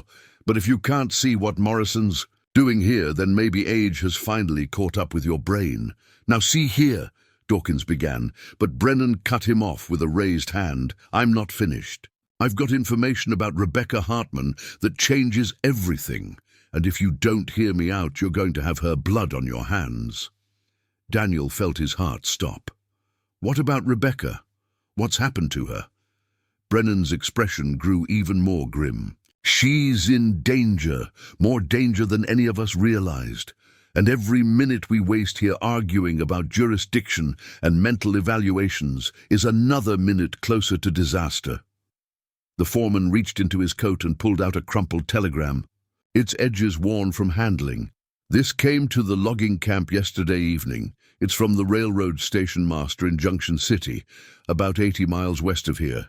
Daniel snatched the telegram with shaking hands and read it aloud. "Train passenger matching description of Rebecca Hartman, departed westbound freight Tuesday night. Appeared distressed and traveling alone. Local men took notice. Concerned for safety. Telegraph if information needed. Station Master Phillips." The implications hit Daniel like a physical blow. Rebecca hadn't just disappeared. She was traveling through some of the most dangerous territory in Kansas, where young women traveling alone were considered easy prey by the worst kind of men the frontier had to offer. "There's more," Brennan continued, producing a second telegram. "This one came this morning from a trading post about 30 miles beyond Junction City. It's not good news." Daniel's hands trembled as he read the second message. "Young woman matching your description robbed of money and belongings yesterday. Last seen heading toward Devil's Canyon country with 2 men claiming to be offering protection. Request immediate assistance. Trading post McGillicuddy." The blood drained from Daniel's face. Devil's Canyon was notorious throughout the territory as a refuge for outlaws, deserters, and men who preyed on travelers foolish enough to venture into the remote wilderness. If Rebecca had fallen into the hands of the kind of men who operated in that region, her situation was desperate beyond imagination. "Sweet Jesus," Sheriff Dawkins whispered, reading the telegrams over Daniel's shoulder. "That poor girl," Brennan nodded grimly. "There's something else you need to know. The men who took her, they're not random drifters. One of them matches the description of Jake Summers, a wanted man who's been working that territory for months. He's got a bounty on his head for assault and worse." Daniel felt rage and terror warring in his chest. While he'd been sitting in a jail cell, Rebecca had been traveling deeper into danger with every passing hour.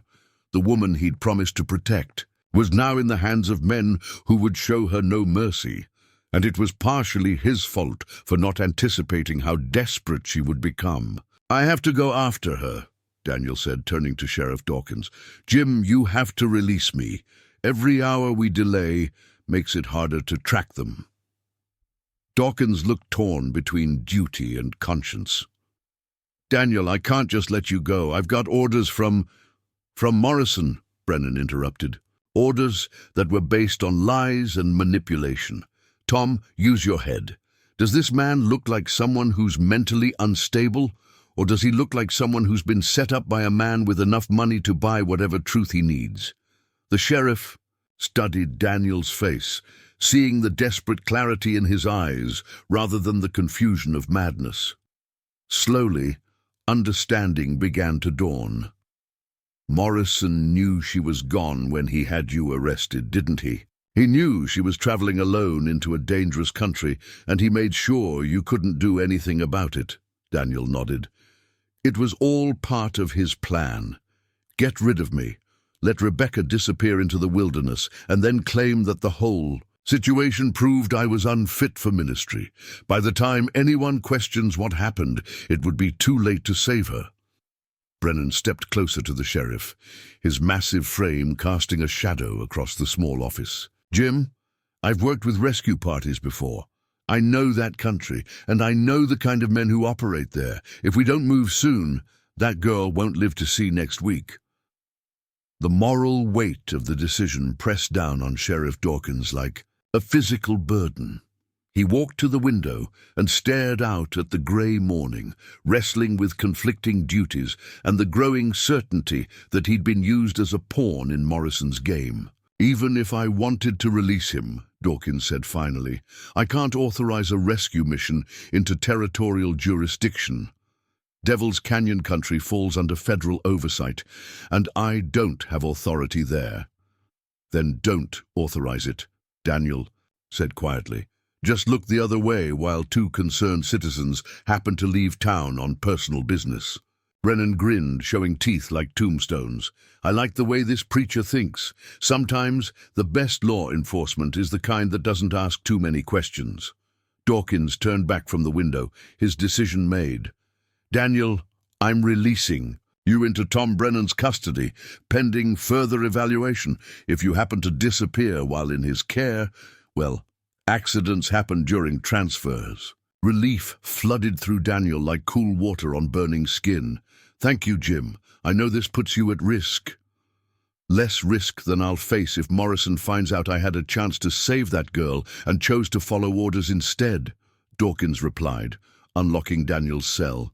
"But you need to understand, once you leave here, you're on your own. If Morrison demands your return, I'll have to come after you." "Understood," Daniel said, gathering his few possessions. "How much of a head start can you give us?" Dawkins checked his pocket watch. "Morrison usually doesn't come around until mid-morning.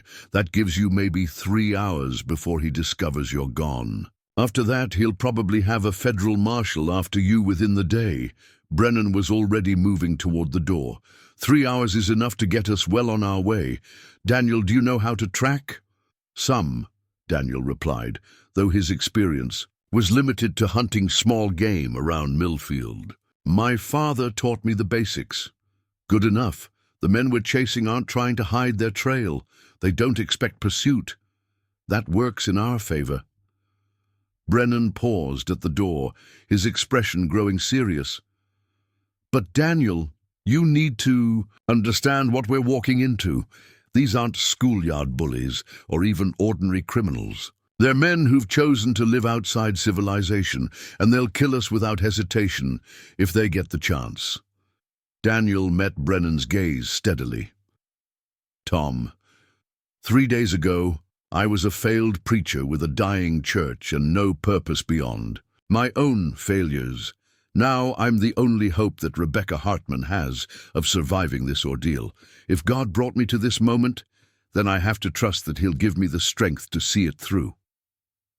Brennan studied Daniel's face for a long moment, then nodded approvingly. "Your father would be proud of the man you've become. Thomas Crawford never backed down from a fight that mattered, and neither will his son. The ride out of Millfield took them past the church, where Daniel had struggled for 3 years to find his calling. The building looked abandoned in the grey. Morning light, its broken bell tower a monument to dreams that had died before they could bear fruit.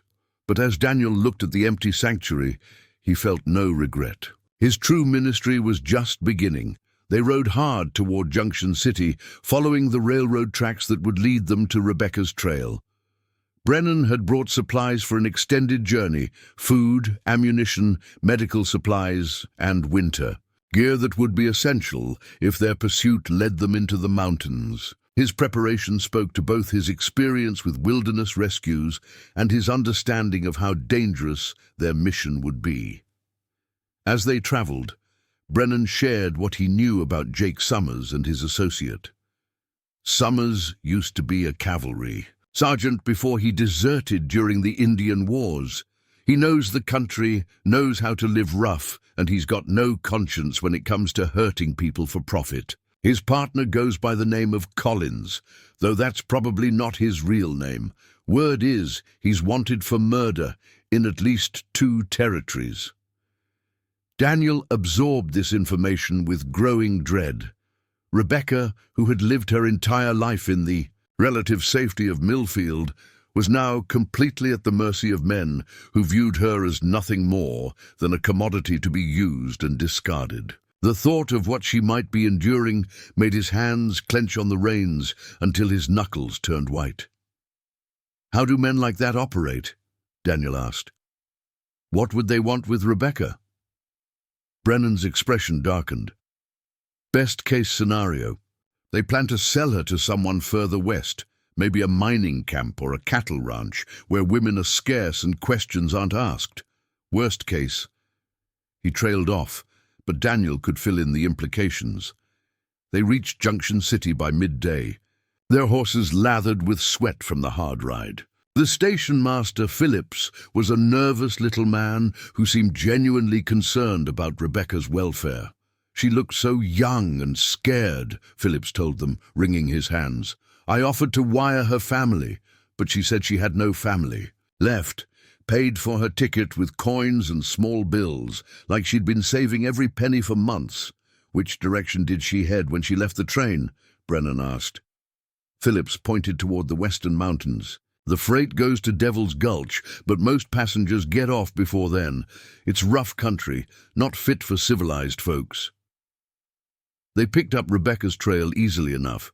The station master had been right about her companions not trying to hide their passage. Bootprints in the mud showed where 2 men had approached a young woman, and disturbed ground suggested some kind of struggle or negotiation. "She tried to run," Brennan observed, kneeling beside the tracks. "See how the footprints scatter here? But they caught her before she got far."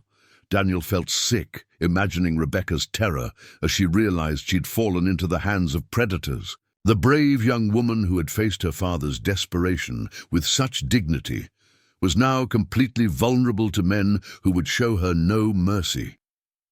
The trail led them away from the railroad tracks and into increasingly wild country.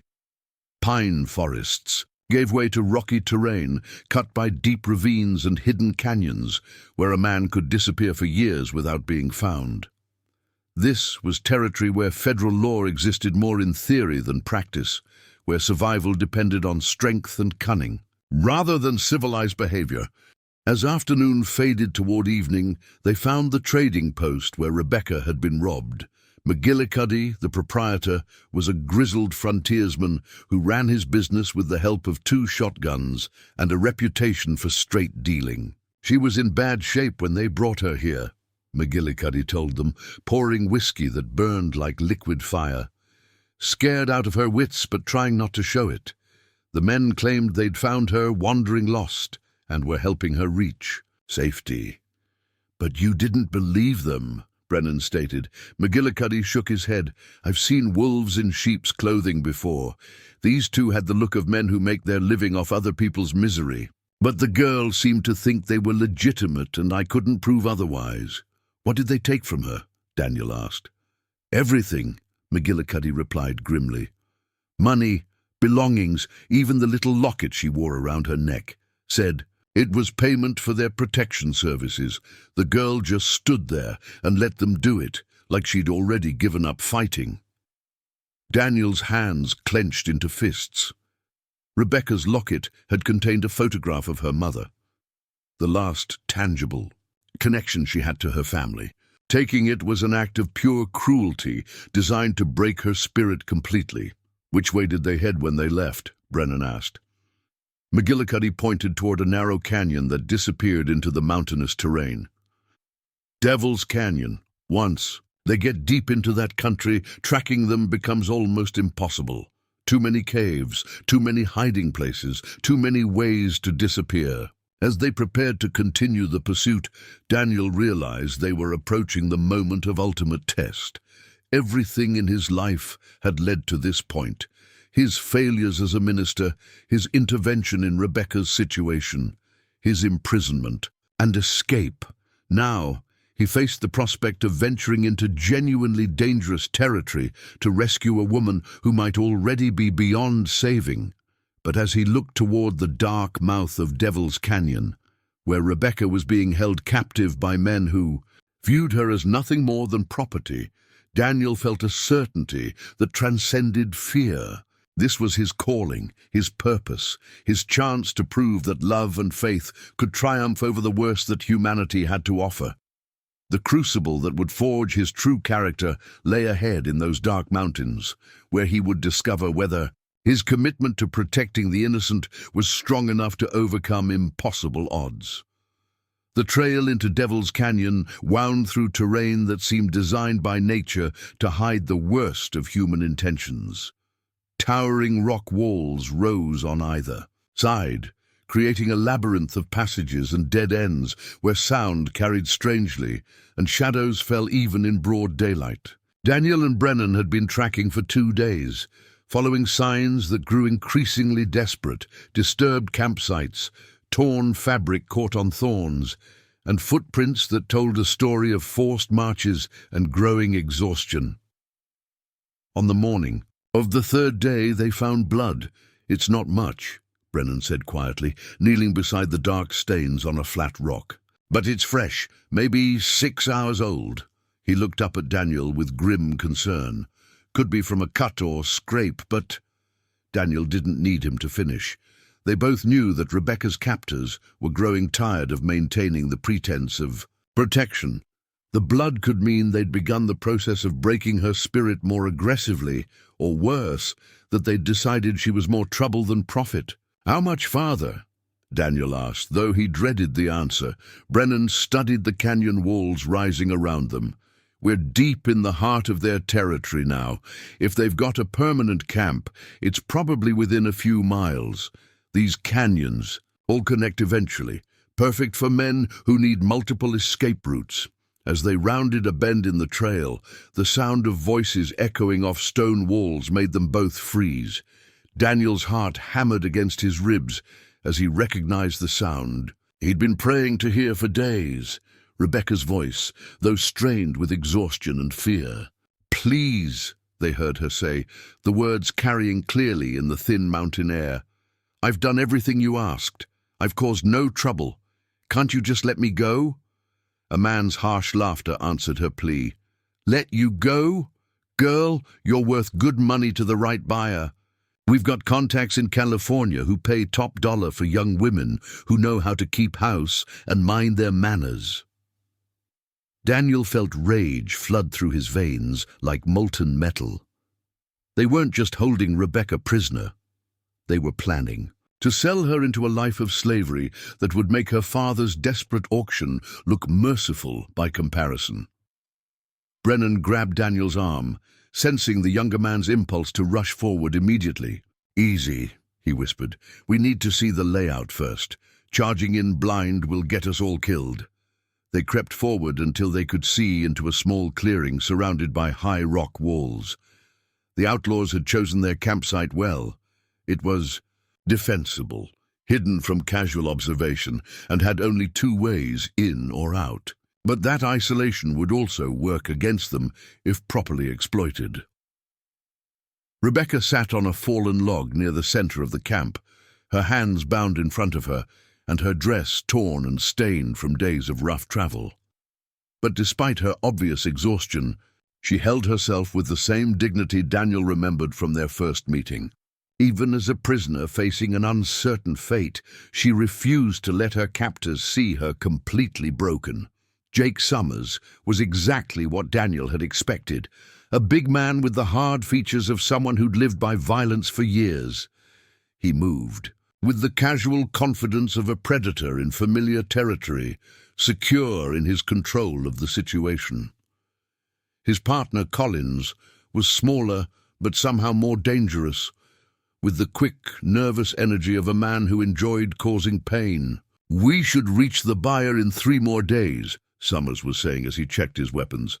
"But first, we need to make sure she understands her new situation.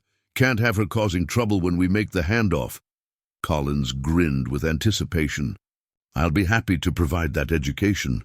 Been looking forward to it since we picked her up."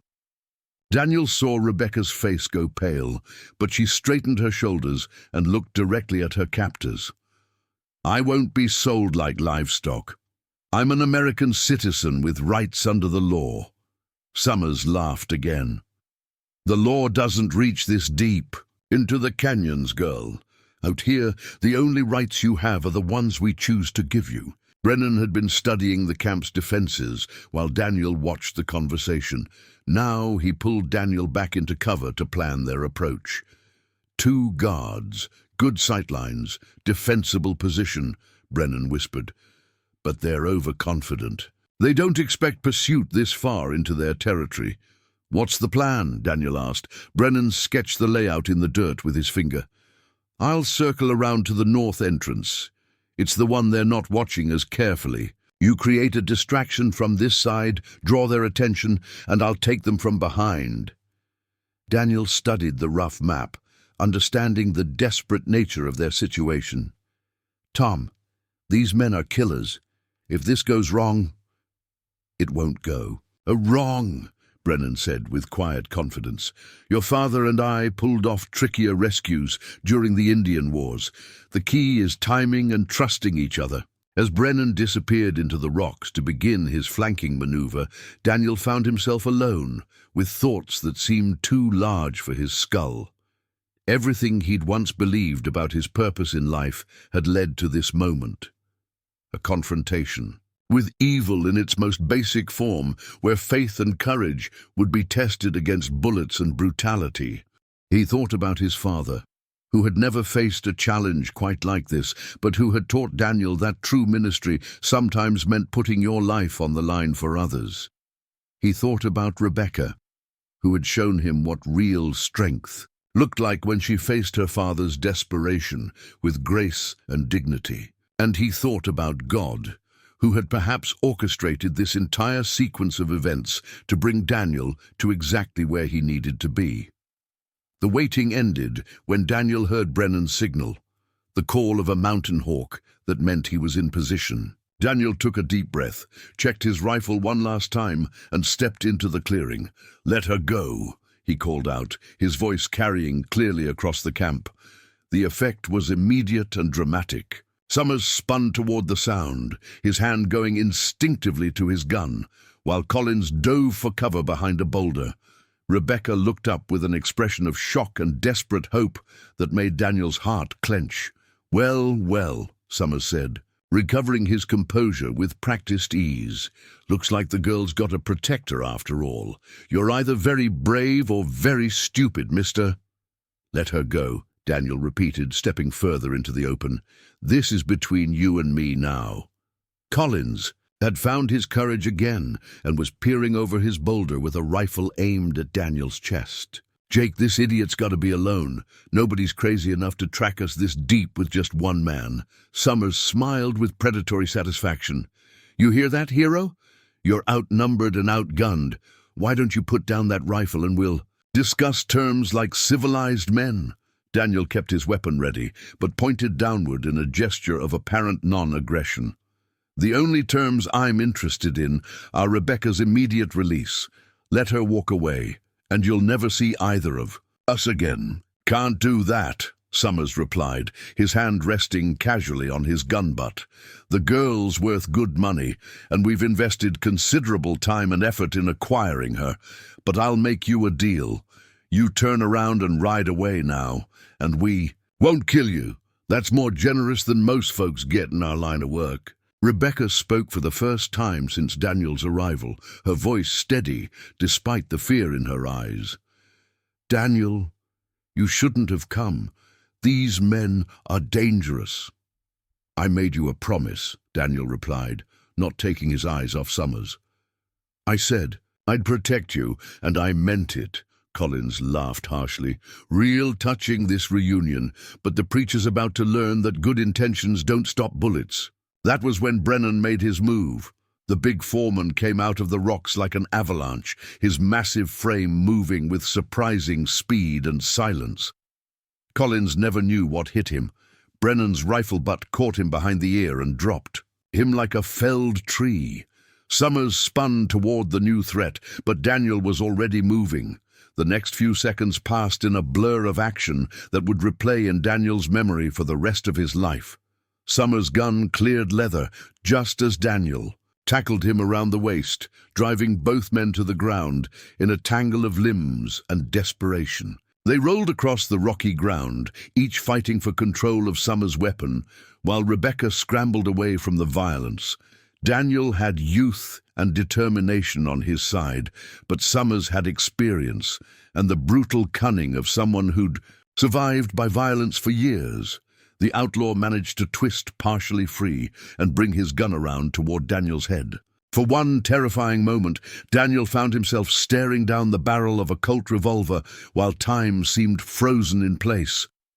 Then Brennan's boot connected with Summers' wrist in a kick that sent the gun spinning away across the rocks. The outlaw roared with pain and rage, clutching his broken wrist while Daniel scrambled for the loose weapon. "It's over," Daniel said, pointing Summers' own gun at him while Brennan secured Collins with rope from their supplies. "You're finished." Summers glared at them with undimmed hatred despite his defeat. "You think this changes anything? There are a dozen more like us working these canyons. That girl will never be safe as long as she's out here." Daniel felt the weight of truth in the outlaw's words. Even with Summers and Collins captured, Rebecca would face constant danger as long as she remained in the wilderness. But more than that, Daniel realized that her safety wasn't the only issue they faced. Her reputation in Millfield had been destroyed by Morrison's lies, and returning home would simply expose her to a different kind of danger. "What do we do with them?" Daniel asked Brennan, nodding toward their prisoners. Brennan considered the question seriously. "Nearest federal marshal is 3 days' ride. We could take them in, but that means 3 more days Rebecca stays in danger and no guarantee these two won't have friends looking for them." Daniel understood the implications. Justice through official channels would be slow and uncertain, while immediate action might be more effective but morally questionable. It was the kind of decision that had no clear right answer, where competing principles demanded different responses. Rebecca resolved the dilemma by speaking up quietly. "Let them go." Both men stared at her in surprise. "Rebecca," Daniel said. "Carefully, these men kidnapped you, robbed you, and were planning to sell you. They can't just walk away." She met his gaze steadily, and Daniel saw something in her eyes that reminded him why he'd fallen in love with her courage in the first place. "If we turn them over to authorities, we'll be trapped in legal proceedings for months. If we leave them here without horses or weapons, they'll survive, but they won't be able to pursue us. Sometimes mercy is more practical than justice." Brennan nodded approvingly. "The girl's got wisdom beyond her years. Strip them of everything useful. Take their horses and leave them to walk out of the canyon. By the time they reach civilization, we'll be long gone." It took an hour to secure their prisoners' supplies and weapons, during which Daniel kept expecting Summers to try something desperate. But the outlaw seemed to understand that his situation was hopeless, and Collins was still groggy from Brennan's blow to his head.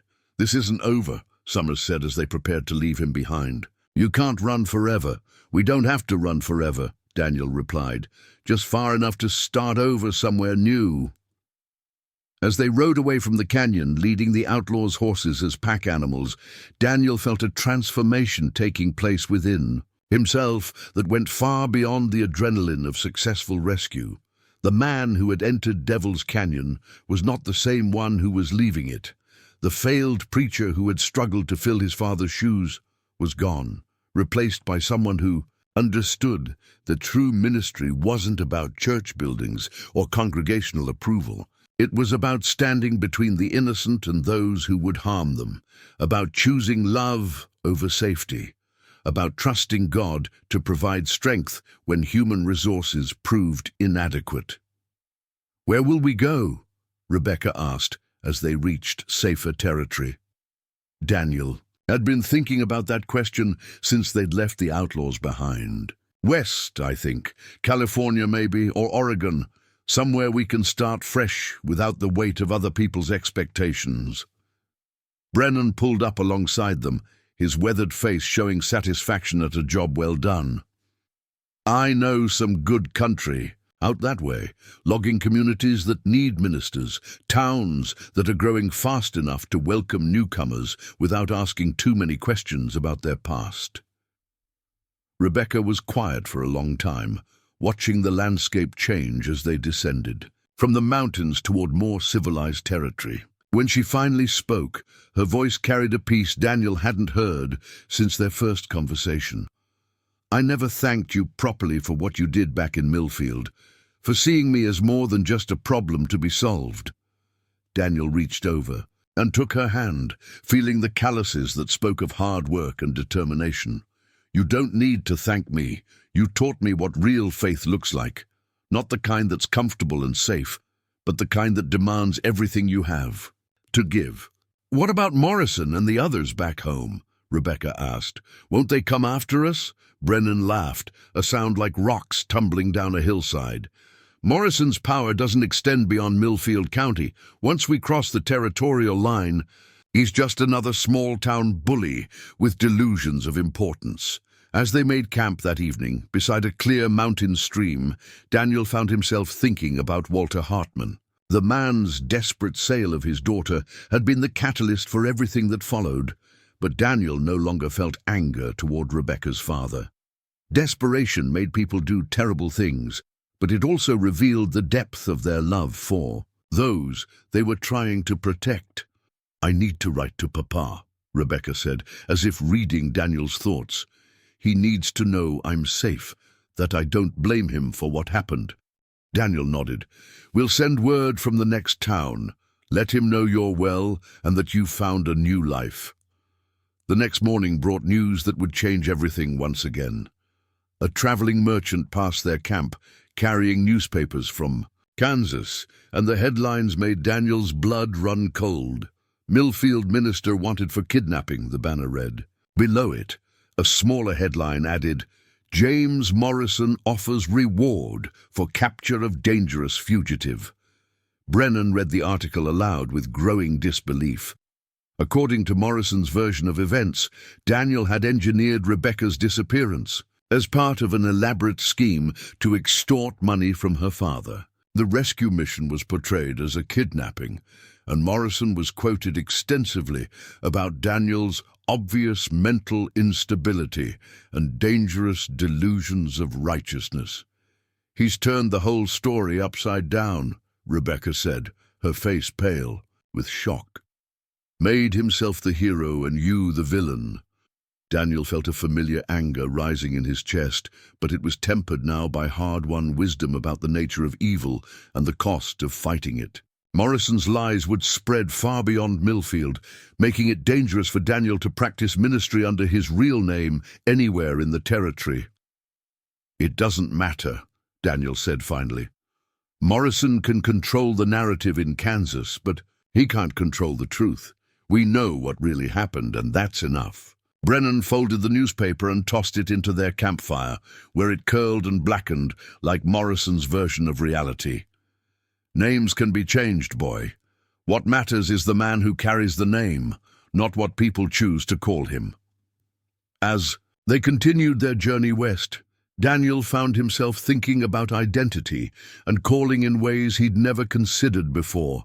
The name Daniel Crawford carried the weight of his father's legacy and his own failures, but it also carried Morrison's lies and the burden of a past that would forever limit his future. What if he chose a new name to go with his new understanding of ministry? What if he became someone else entirely, not to escape responsibility, but to embrace a calling that transcended the expectations others had placed on him? The idea grew stronger as they traveled through small towns where nobody knew their story. Daniel found himself stopping to help wherever they encountered need. A broken wagon wheel here, a sick child there, a family struggling with harvest. Rebecca worked beside him with natural grace, and together they began to understand what their life could look like when freed from the constraints of conventional expectations. In a small settlement called Liberty Creek, they encountered a community that had been without a preacher for months. The local families gathered around their campfire one evening, drawn by Daniel's obvious education and gentle manner. Before long, he found himself conducting an impromptu service that felt more natural and meaningful than any sermon he'd preached. In his father's church. "Would you consider staying?" asked Martha Sullivan, a widow struggling to raise 3 children alone. "We've been praying for someone to help us establish a proper church community." Daniel looked around at the eager faces, seeing hope and faith that had nothing to do with buildings or formal credentials. These people needed spiritual guidance, and he had learned through trial and suffering how to provide it. "We'll stay for a while," he said, surprising himself with the decision. "But I should tell you, my name isn't Daniel Crawford anymore. That man died in the mountains and someone new took his place." Rebecca squeezed his hand, understanding the significance of his words. "What should we call you?" Daniel considered the question seriously, thinking about the journey that had brought him to this moment. The failed preacher was gone, replaced by someone who understood that true ministry meant serving wherever need existed, regardless of formal recognition or official approval. "Call me David," he said finally. "David Matthews, and this is my wife, Sarah." The names felt right in a way their original identities never had. David and Sarah Matthews would build something new in Liberty Creek, something that honored the lessons learned through loss and struggle while looking forward to the possibilities that lay ahead. 6 months later, the small church they'd helped establish was thriving. David's sermons drew people from surrounding settlements, not because of his formal training, but because his words carried the authority of someone who'd faced genuine testing and emerged stronger. Sarah had become the heart of the community's charitable efforts, organizing help for struggling families with the same grace she'd shown during her own darkest hours. The letter from Kansas arrived on a Tuesday morning, delivered by a circuit rider who'd been carrying it for weeks. Walter Hartman's handwriting was shaky but legible, and his words carried a weight of gratitude that brought tears to both their eyes. My dearest daughter, the letter began, your last message brought such joy to this old fool's heart that I wept for an hour after reading it. To know you are safe and happy, that you have found love and purpose, means more to me than all the liquor in Kansas could ever provide. I have news that may interest you. James Morrison's empire has come crashing down around his ears. Seems the federal authorities took a dim view of his business practices once they started investigating. He's been arrested for fraud, bribery, and half a dozen other charges. His property has been seized, and his influence in Millfield is finished. The church your husband once served has been bought by a group of farmers who remember Reverend Thomas Crawford with fondness. They've asked me to tell you that both you and David would be welcome to return any time you choose. The congregation that abandoned you has realized their mistake, and they're eager to make amends. But I suspect you found something better than what you left behind. Your letters speak of work that feeds your soul and a love that strengthens rather than diminishes you. Hold on to that with both hands, my girl. It's rarer than gold and twice as precious. My health remains poor, but my spirits are higher than they've been in years. Knowing you are happy has given me reason to stop drinking and start living again. I may not be the father you deserved, but I'm proud beyond words of the woman you've become. Your loving Papa David read the letter twice, feeling a complex mixture of vindication and sadness. Morrison's downfall provided a certain satisfaction, but it also highlighted how much damage had been done by lies and manipulation. The offer to return to Millfield was generous, but it represented a past they'd both outgrown. Do you want to go back? Sarah asked, watching his face carefully. David looked around at the life they'd built in Liberty Creek, the small church that was always full, the community that depended on them, the work that felt like genuine calling rather than obligation. Then he looked at Sarah, seeing the peace and contentment that had replaced the fear and uncertainty of their early days together. This is home now, he said simply. We've found our place. That evening, as they walked through the settlement, they'd helped nurture, David reflected on the journey that had brought them to this moment. The lonely preacher struggling in his father's shadow was gone, replaced by a man who'd learned that true ministry meant serving wherever God placed you, regardless of recognition or reward. Sarah had been transformed as well. The frightened young woman sold by her desperate father had become a cornerstone of their community, someone whose wisdom and compassion touched every life she encountered. Their love had grown from mutual need into something deeper and more sustaining than either had thought possible. As they reached the small cemetery where they'd buried 3 community members over the past months, David thought about his father's legacy. Thomas Crawford had built something lasting in Millfield, but David had built something different, a ministry based on authentic relationship rather than formal authority, on service rather than status. The setting sun painted the mountains, gold and crimson, and somewhere in the distance, a church bell rang to call the faithful to evening prayer. It wasn't the broken bell of Daniel's failed ministry, but the clear, strong voice of a community that had found its spiritual center.